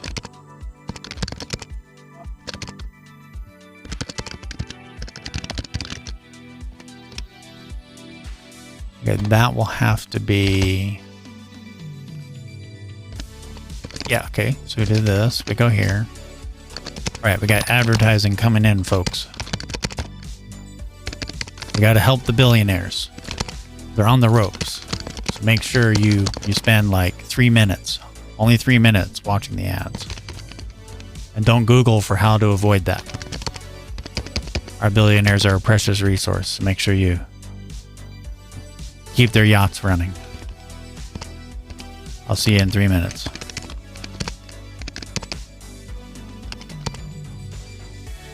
I'm not sure why that gets indented like that. It's kind of weird.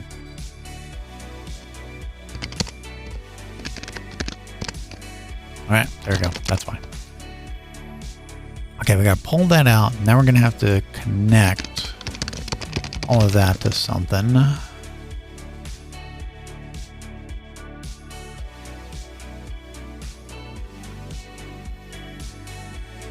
right, and we're going to need variables that we pass to that. And we will let the compiler tell us that. Okay, and we want to replace VK engine, Vulkan engine with, let's call it vkguide. Yeah, let's go with that.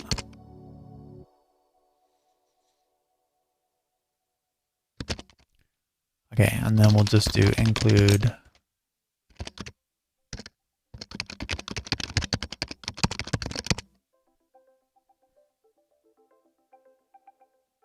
okay, so now that we've done that, all hell is going to break loose. Alright, so this is just like a big experiment to see if I actually understand this. Let's see what we're dealing with here. Okay, not bad. Okay, so let's start with... We're going to need to make a vkguide variable in the Vulkan engine. This thing is getting massive. Okay.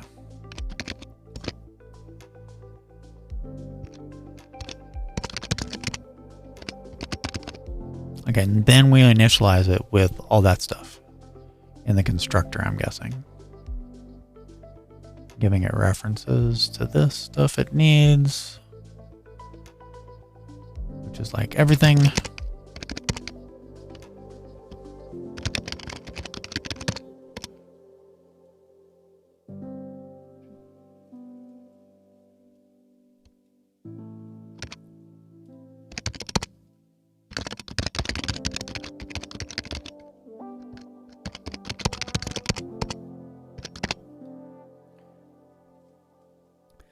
Tatsuo, the courses look awesome. I'm motivated to start learning. Awesome. Yeah. Let me know if you do. I'm always open to fix them up. I always think that if you got a problem, that's my problem. And what course were you interested in first?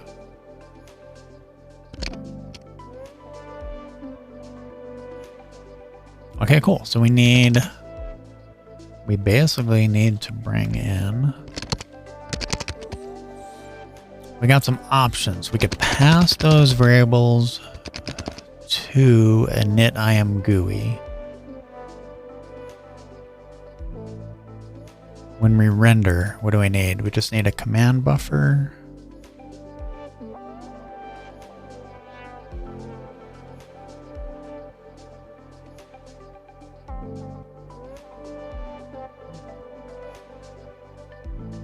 How many of those do we need? See, this is where the $ wins, folks. Because I want to see all the variables that I need to bring in. What underscores? No way, man. See? Dollar signs. I can find all my dollar sign variables. Everybody laughs at me when I use dollar signs in C++. But it's genius. Anyways, that's well. Let's see. Start with C? Yeah, C is a good option. Yeah. The way I tell people about C is, take it slow, really slow.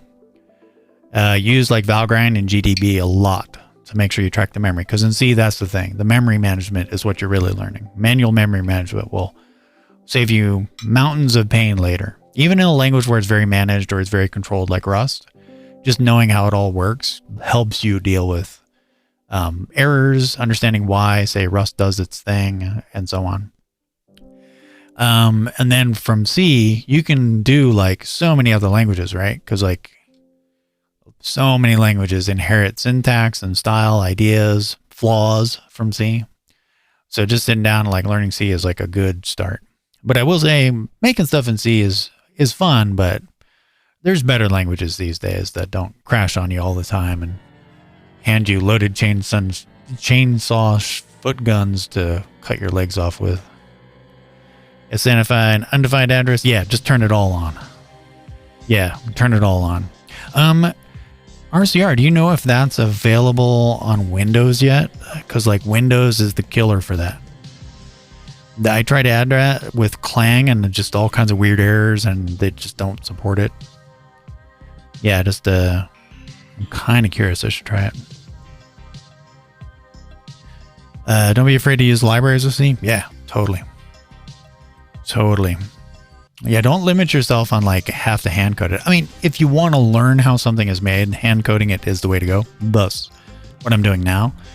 But if you can find a library that solves some annoying pain point, then just go for it. Just do it. I have no idea about Windows. Yeah, I should check it again. Last time I did it, Clang was the only one that had it. And it wasn't available on Windows for, I don't know, probably monopoly reasons. So I'd have to try it out. Or maybe it was undefined. Ubisan was available, but address sanitizer was not. One of those two. C can be legit turned into almost a scripting language if you use good libs. Yeah. And especially dealing with the strings. Getting like a library that handles the strings bullshit for you is like just gold. You have to do it.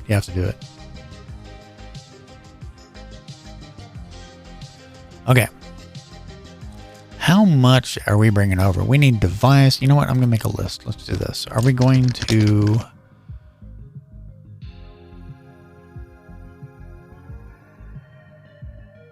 pass it in a constructor or pass it in this function?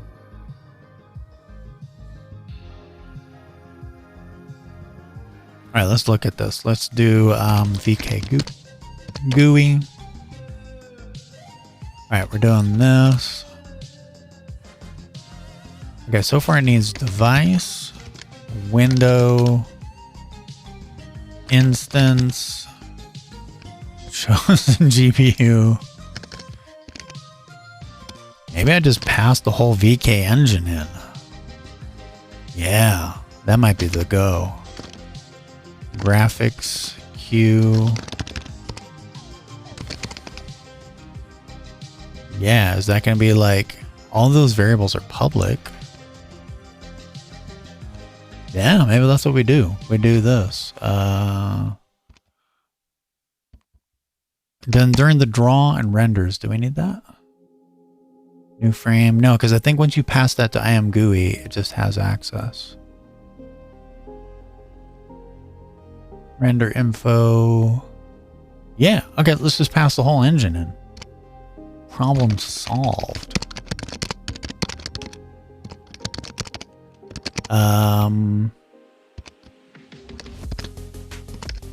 We might have a problem here though.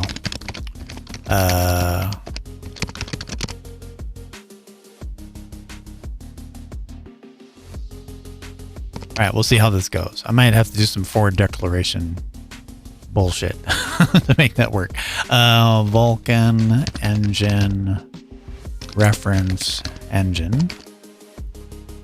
Okay, now we're looking for Just this low class underscores.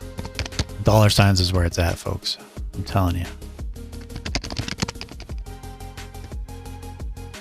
Engine. Yeah, I think this is how you do it.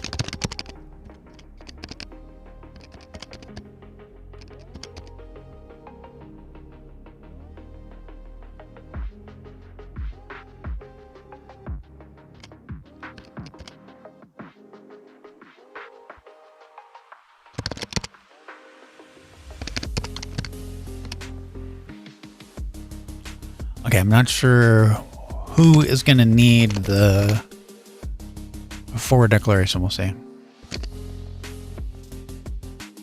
Declaration matches init I am GUI engine. Oh yeah, I gotta add the engine here.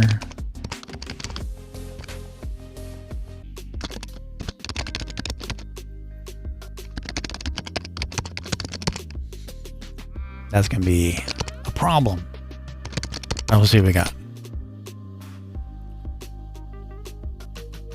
And then we need, let me see. I'm going to do this. Come over here. Let's go down here. Let's do this. VK engine.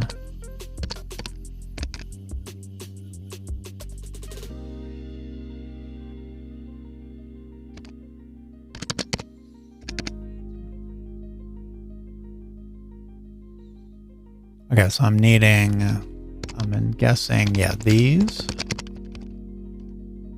And, well, not here. I don't need these here.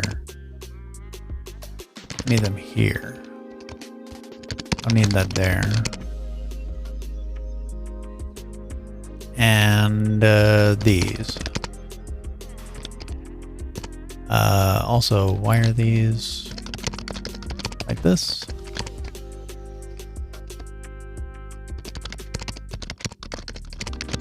Okay, got that. Got this. Okay, that'll get closer. Yeah, it's pretty easy to get around it. Oh yeah, they just let you publish anyways. But I'm going to wait and see how long it takes for the review. Vulkan engine has not been declared. Yeah, I think it's going to be... Who should get the forward reference? Class. And then...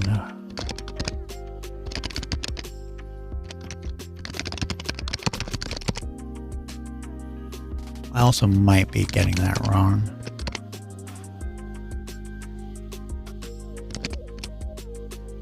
Okay, it lets me do it. Address of engine there. And here. Okay, that's actually not a bad solution.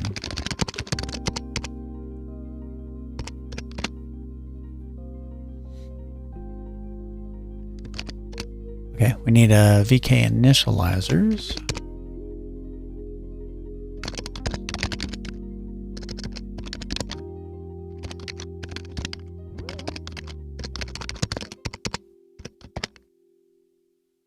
Oh, it included that there. No.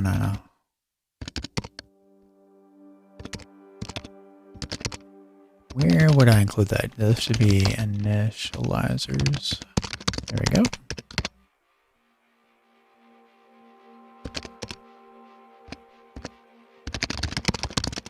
Yeah, there we go.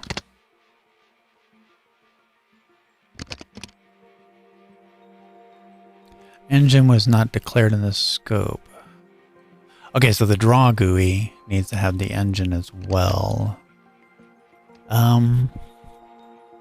much of engine does it need? Just the swap chain? Okay, we can probably just pass that in.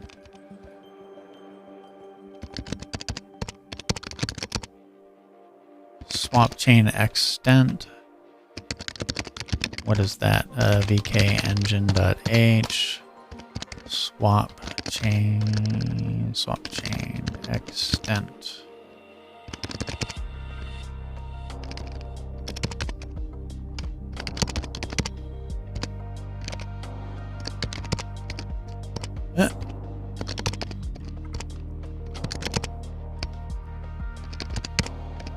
Let's pass it by reference.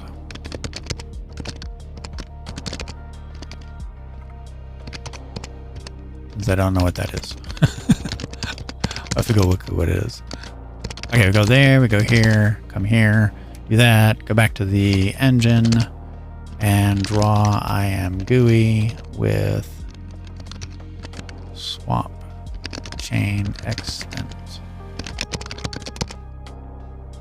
Okay.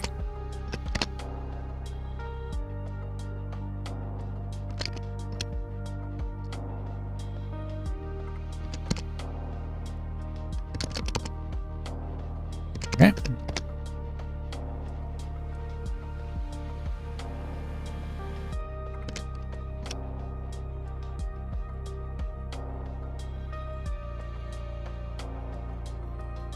Oh, interesting. That's right. That was like a weird, okay, yeah.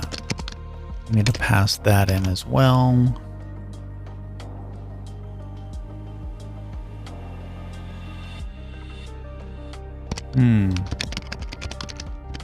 VK engine.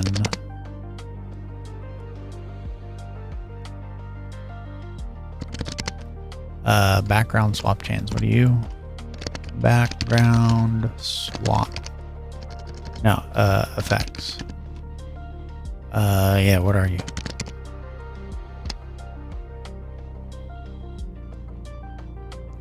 A vector of compute effects. Interesting. Interesting.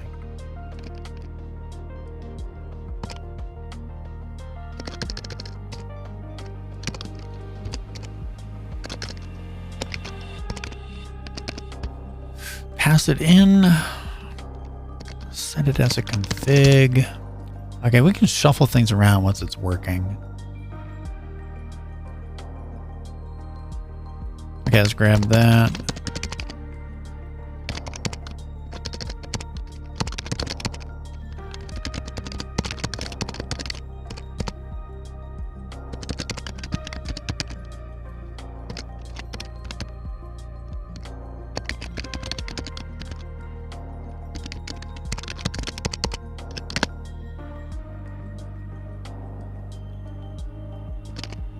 Compute effect was not declared. And this is also something that I find kind of interesting because these should be in this types thing. Let's do that.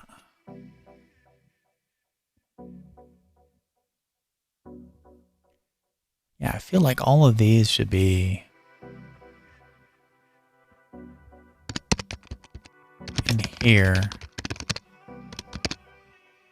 Yeah. I think so. Maybe. We'll see how that goes.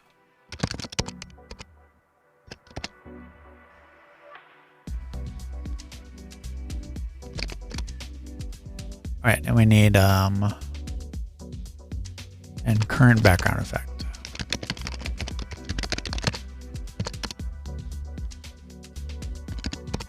Actually, did I cut too much? I might have cut too much.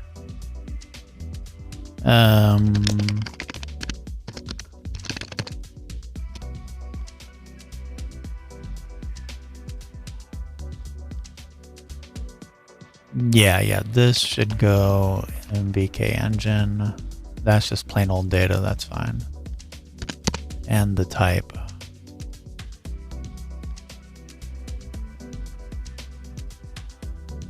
Okay, yeah, and then... Okay, so deletion queue, we'll have to probably pull that somewhere else. Alright, and then current...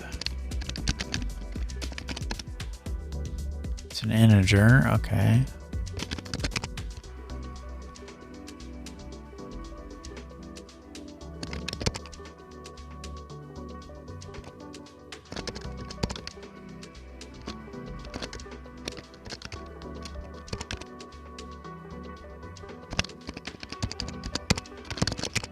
Right.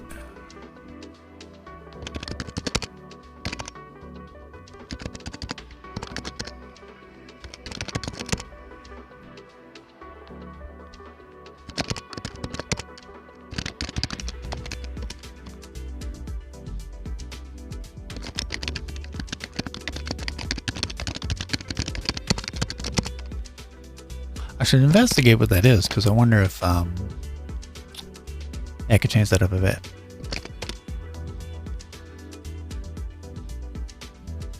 Ah, interesting. Deletion queue does need to be like that. Can we be... Trust me, bro? Well, let me do that. Damn it. Of course. Stupid. Okay, so we'll just take frame data as well, but we want to see if we can clean that out some too. Because if it's a base type...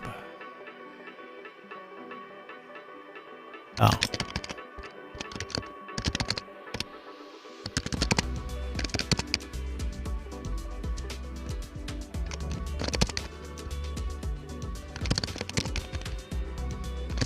Yeah, pulls them into their own class, more or less. Okay. Okay, so now we need the SDL stuff.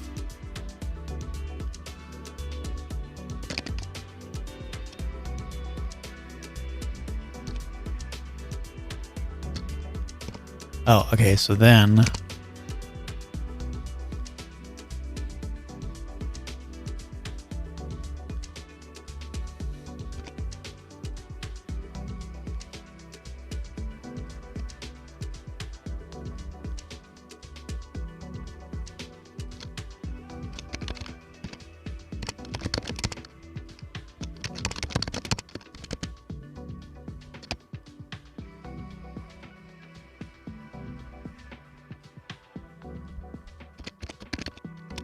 Okay, like this. Okay, so init IAM GUI.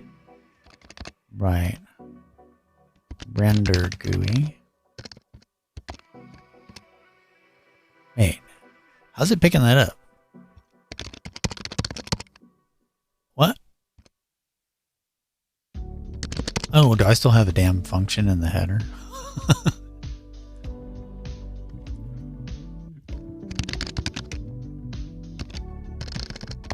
No, it's gone. Init. Yeah, those are all gone.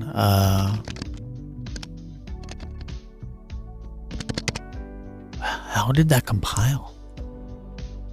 It should have been like all the errors.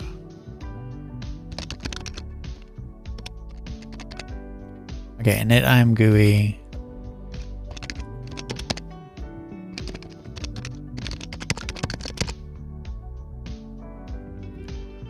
Honestly, I should do this, but we'll get this working first, and we'll clean it a bit more. Okay, so render IAM GUI, draw IAM GUI, init IAM GUI. Should we move this over too?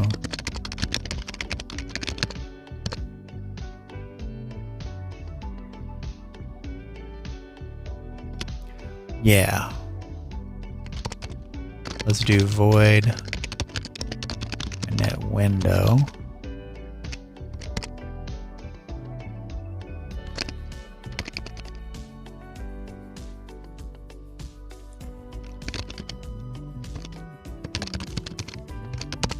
Alright, we gotta see what that needs. Most likely needs the engine at least.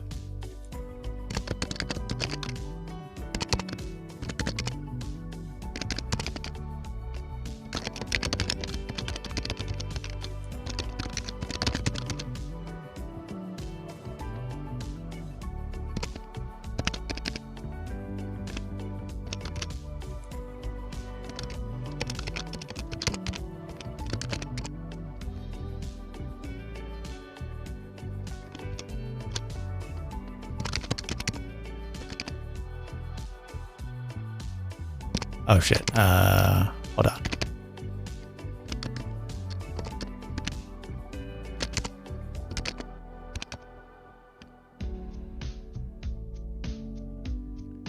Okay, and we need, oh, just return it.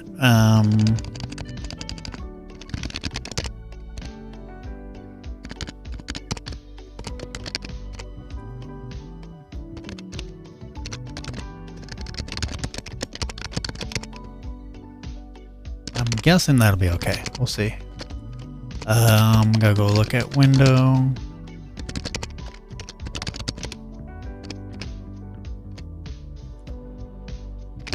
Alright, just a pointer. Perfect.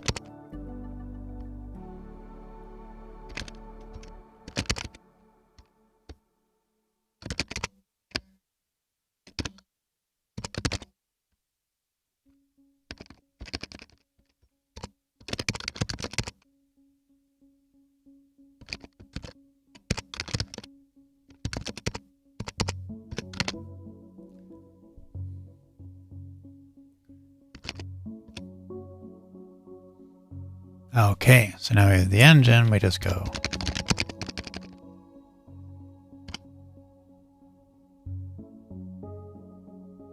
We go probably, is the window extent the only thing? So I don't need to pass the whole engine, right? Yeah, okay, let's undo that. Let's do the window extent.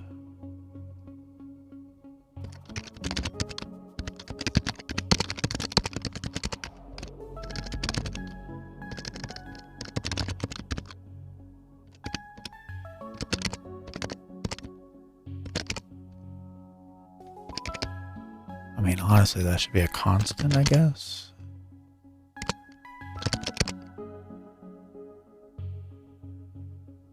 I don't think it needs to be modified.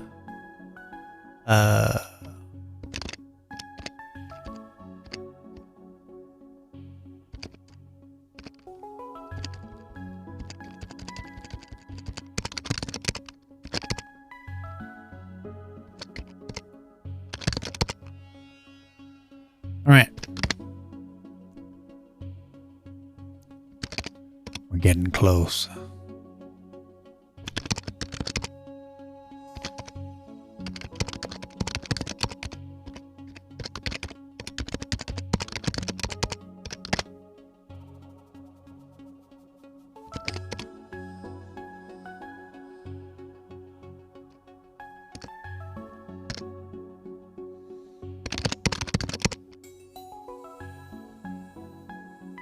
No, it has a magic thing.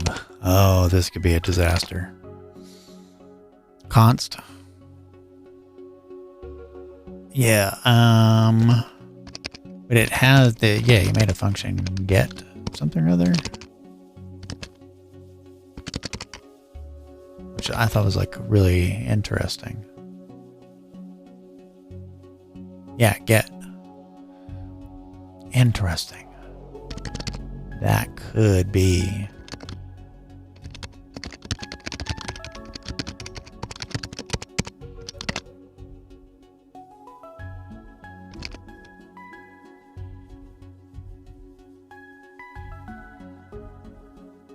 Okay.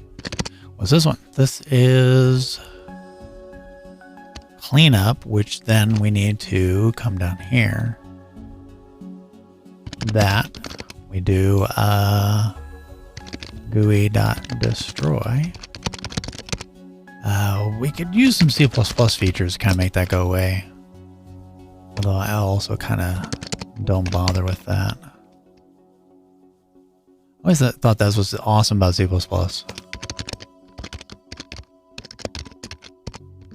There's space for everybody. Code in any weird ass way you want.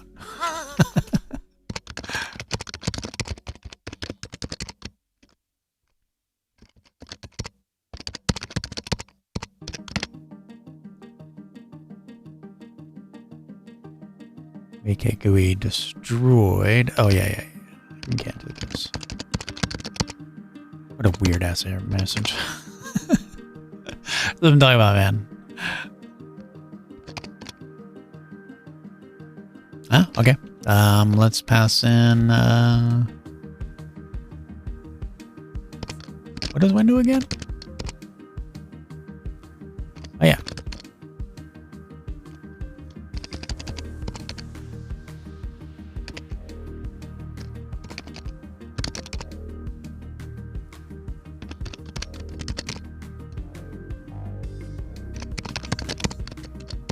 Okay, cool. Do that. What am I in? Destroy window. There we go. Now that, I feel like that data could, now, so then I can move like anything related to the GUI can go into this GUI. Anything that's just for the engine goes in there. Yeah, I imagine, but I don't want to cut it up too much, right? Because there's sort of a breaking point where too many pieces makes it more difficult. This is kind of the other end of the spectrum where there's like not enough separation of concepts, so it makes it a little bit more difficult. Yes, okay, so now we're in the next part. Wall pole event.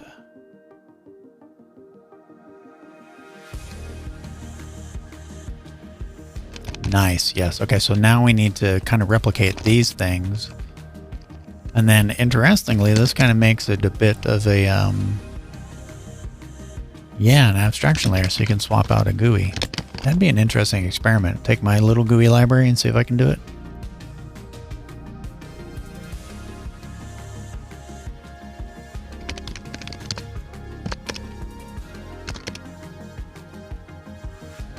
Okay, let me see.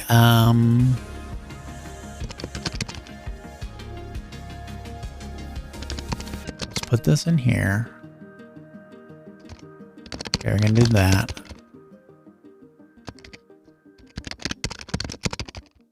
Let's do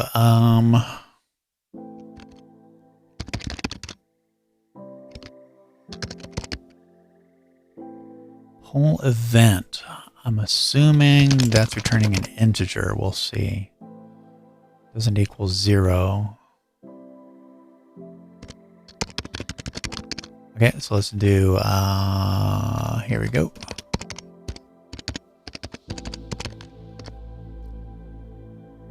vkguide poll event. Return SDL. SDL poll event ampersand E.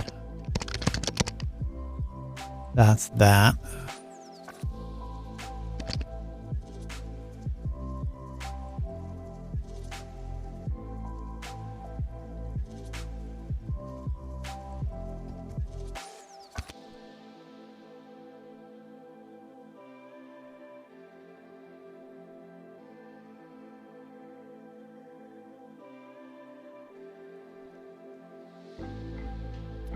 Ah, interesting. I wonder what would be the best way to do that. Honestly, I feel like all of this can come out. No, actually this entire inner part.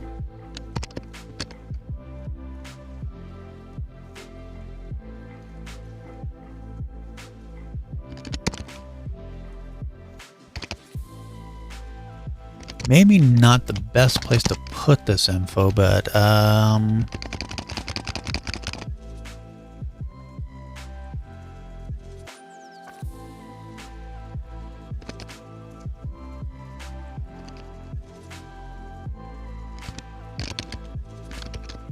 let's do this. We're gonna make 3 booleans on the GUI. Because these are kind of the GUI's job, really. Okay, do that. Okay, then we call whole event.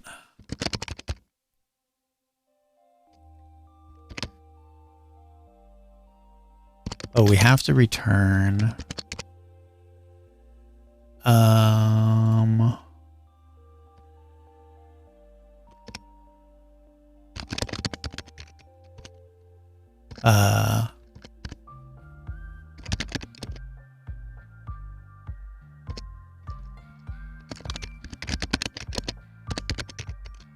I totally forget how.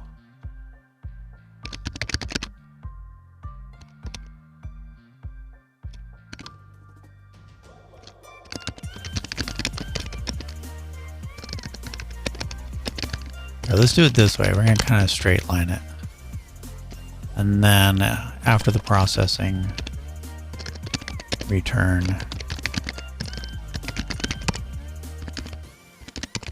Actually, let's change this to just Boolean. Yeah.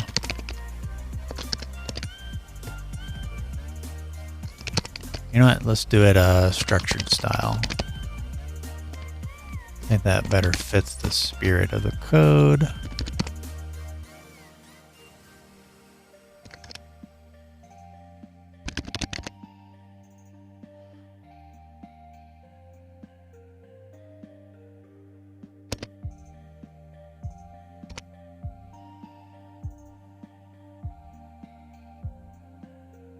No, it actually, yeah, it just runs for a bit. Yeah,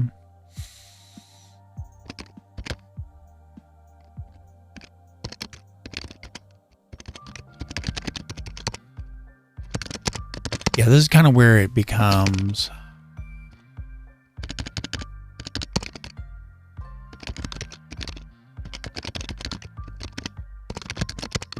Okay, while should quit, poll an event.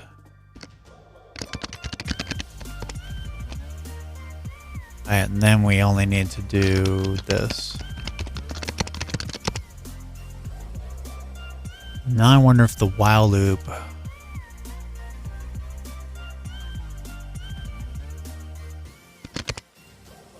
Yeah, actually, yeah, just do the while loop. Yeah, I'm thinking the while loop has to go here. Go there. Get rid of this.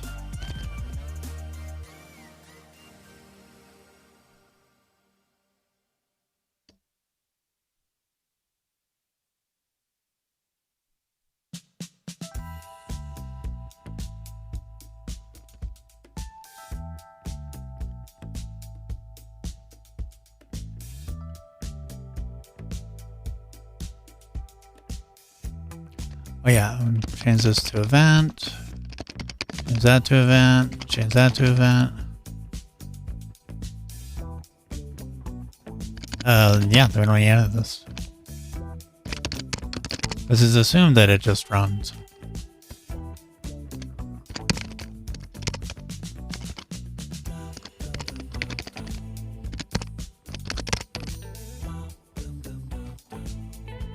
Okay, while not should quit, keep doing that. If GUI does stop rendering, render it.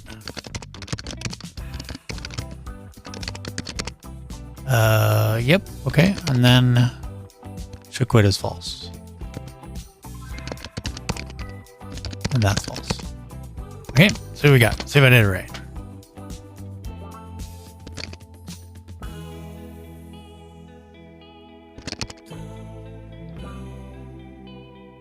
What is it that I need?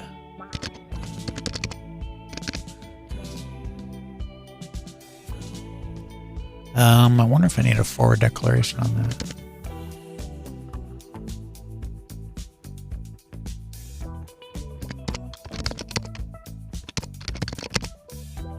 I don't even know if I need to keep that available. Actually, I just put it here.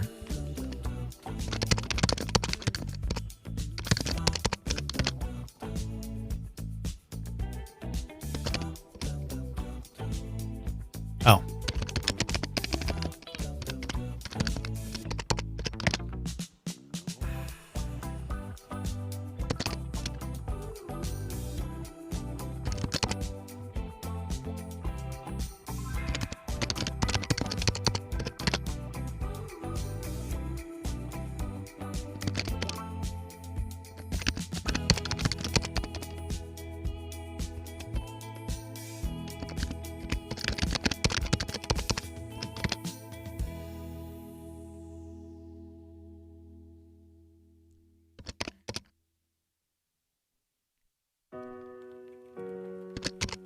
Okay, so what is that? Where does that go? SDL Vulkan create surface. Can that just be done? No, it needs to be created there. Should I move it?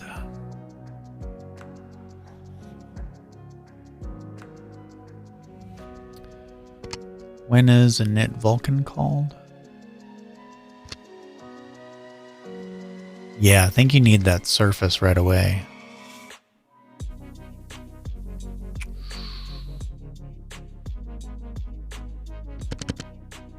Yeah, because that's important from STL. Okay, so we need that. Okay, we're gonna include STL, I guess. I think it's STL Vulkan, right? Maybe not. Let's go actually be educated for once in our life and go look at what we're supposed to do. Oh, lowercase v. Hey, Footlong, how you doing? Okay, we might have a success. I predict crashing. Let's see. Did we successfully pull the GUI out? Yay, alright, there we go. Okay, it doesn't work there, so I have to sort out what that is. But that's progress. I'm guessing there's probably a disconnect. I'm gonna bet you it's not getting set in the GUI. It probably needs access. How about me? I'm doing great. I'm doing really good. Yeah, I had fun, a lot of fun today. I did a bunch of video editing and stuff like that. Getting a whole bunch of work done. Also kind of thinking up a new course, like a short one. Yesterday I got asked like 3 or 4 times, a couple over email, a couple on stream, like, how do you get better at programming? And so I thought, you know, I could probably do like a small little course, but I'm not sure how I'd want to do it. Like, do it as sort of like a I'm thinking like a writing prompt kind of thing. But I don't know. I gotta think about it. I think there needs to be something more meta than just a list of projects, right? I like any stick gun. It feels good. Yeah, me too. Me too. The next thing I gotta do, I don't know if you all will be interested in this, but I have a mountain of painting gear over here. Like real paint, like oil paints and watercolors and pastels. It used to be my main hobby for a long time. I've had no time to do it. So I might start doing like maybe every other evening stream is just me doing painting for a couple hours. I gotta make sure it works, but yeah. I was thinking next stream do like 2 hours of small paintings of one thing. Just trying to see how good you can get from just doing a bunch of small little paintings.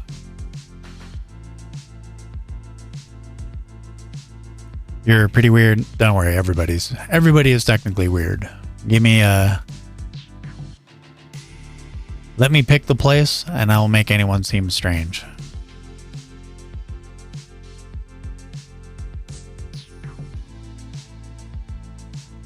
That's really true. I've ran into people who are like so good at parties and then take them to like a Dungeons and Dragons meetup and they're completely lost.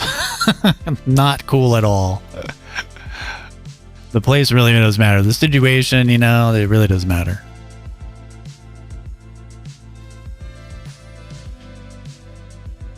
The variable is getting the current background effect isn't being set. Yeah. Okay, this needs to be an address of this has got to be, could I do a reference or just pass the pointer? Yeah, let's do a pointer.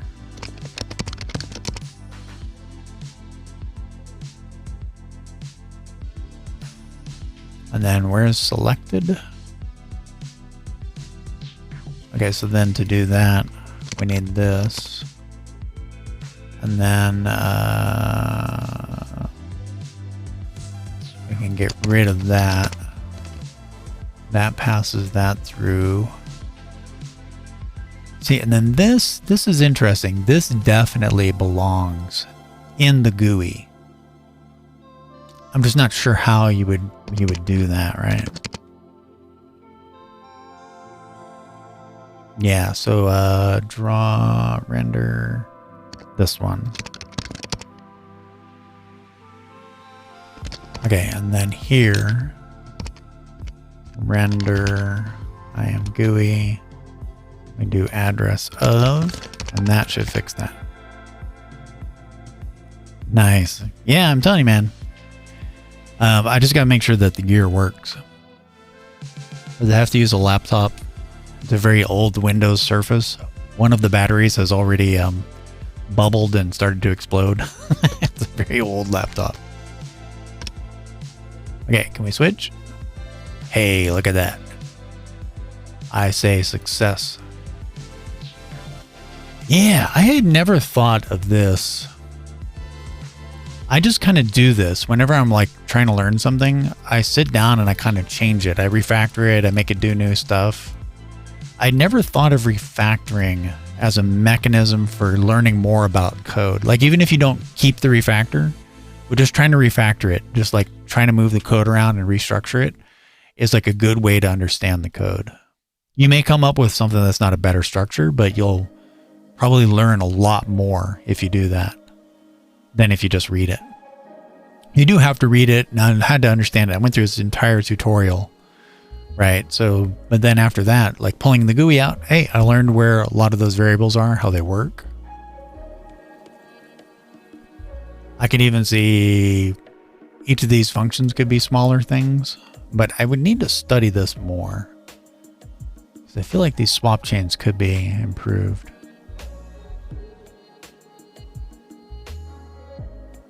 Awesome. Awesome. Very, very fun.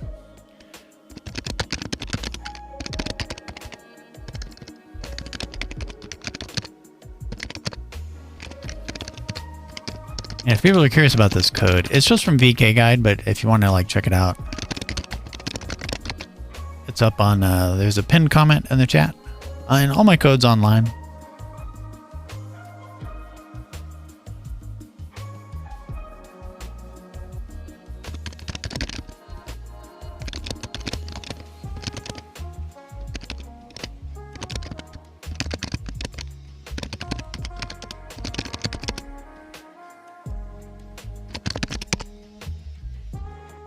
Okay. All right. So last act of the meeting.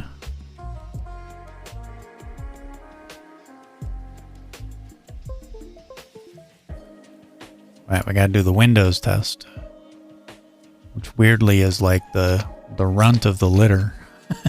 Doesn't work as well. It's kind of crazy. I'm really kind of blown away that I get the feeling like Microsoft really does not give a shit about games anymore. I think they made the mistake of allowing the wrong people to manage their gaming division. So they had those huge failures like Redfall. Anything Bethesda's put out for the last 4 years. Like, just like terrible success or lack of success, right? And so I think now there's the people in charge are like, we make all our money from like Azure, so screw the video games.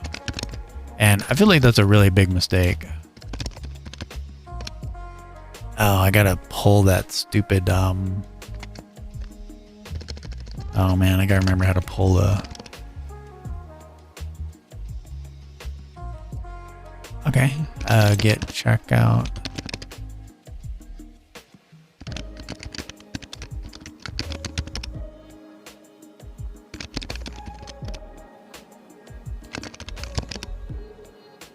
Okay. Cool. All right, so rebuild, see what we get.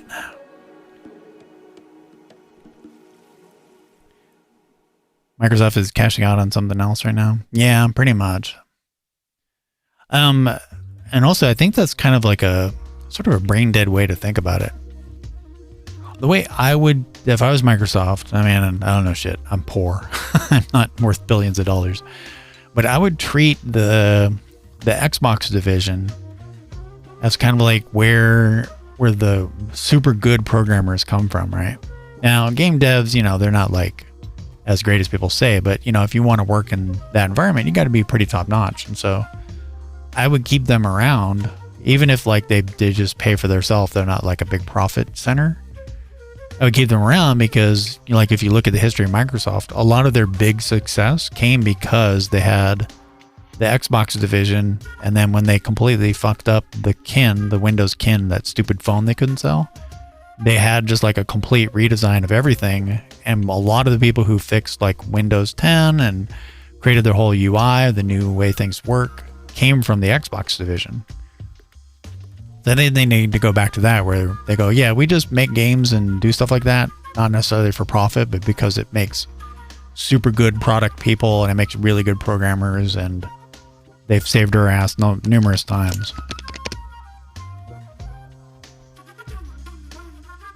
I seem like how the corporate finances are structured. Well, I do watch a lot of people on YouTube who know. So like, don't take it as like I'm some guru. I know a shitload about programming, painting, and writing. I'm your man. Music and how to run a company. I'm not your guy. All right. And we're good.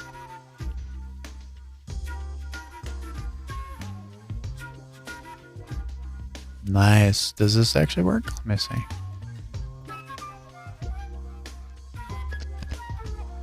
Oh yeah. There you go.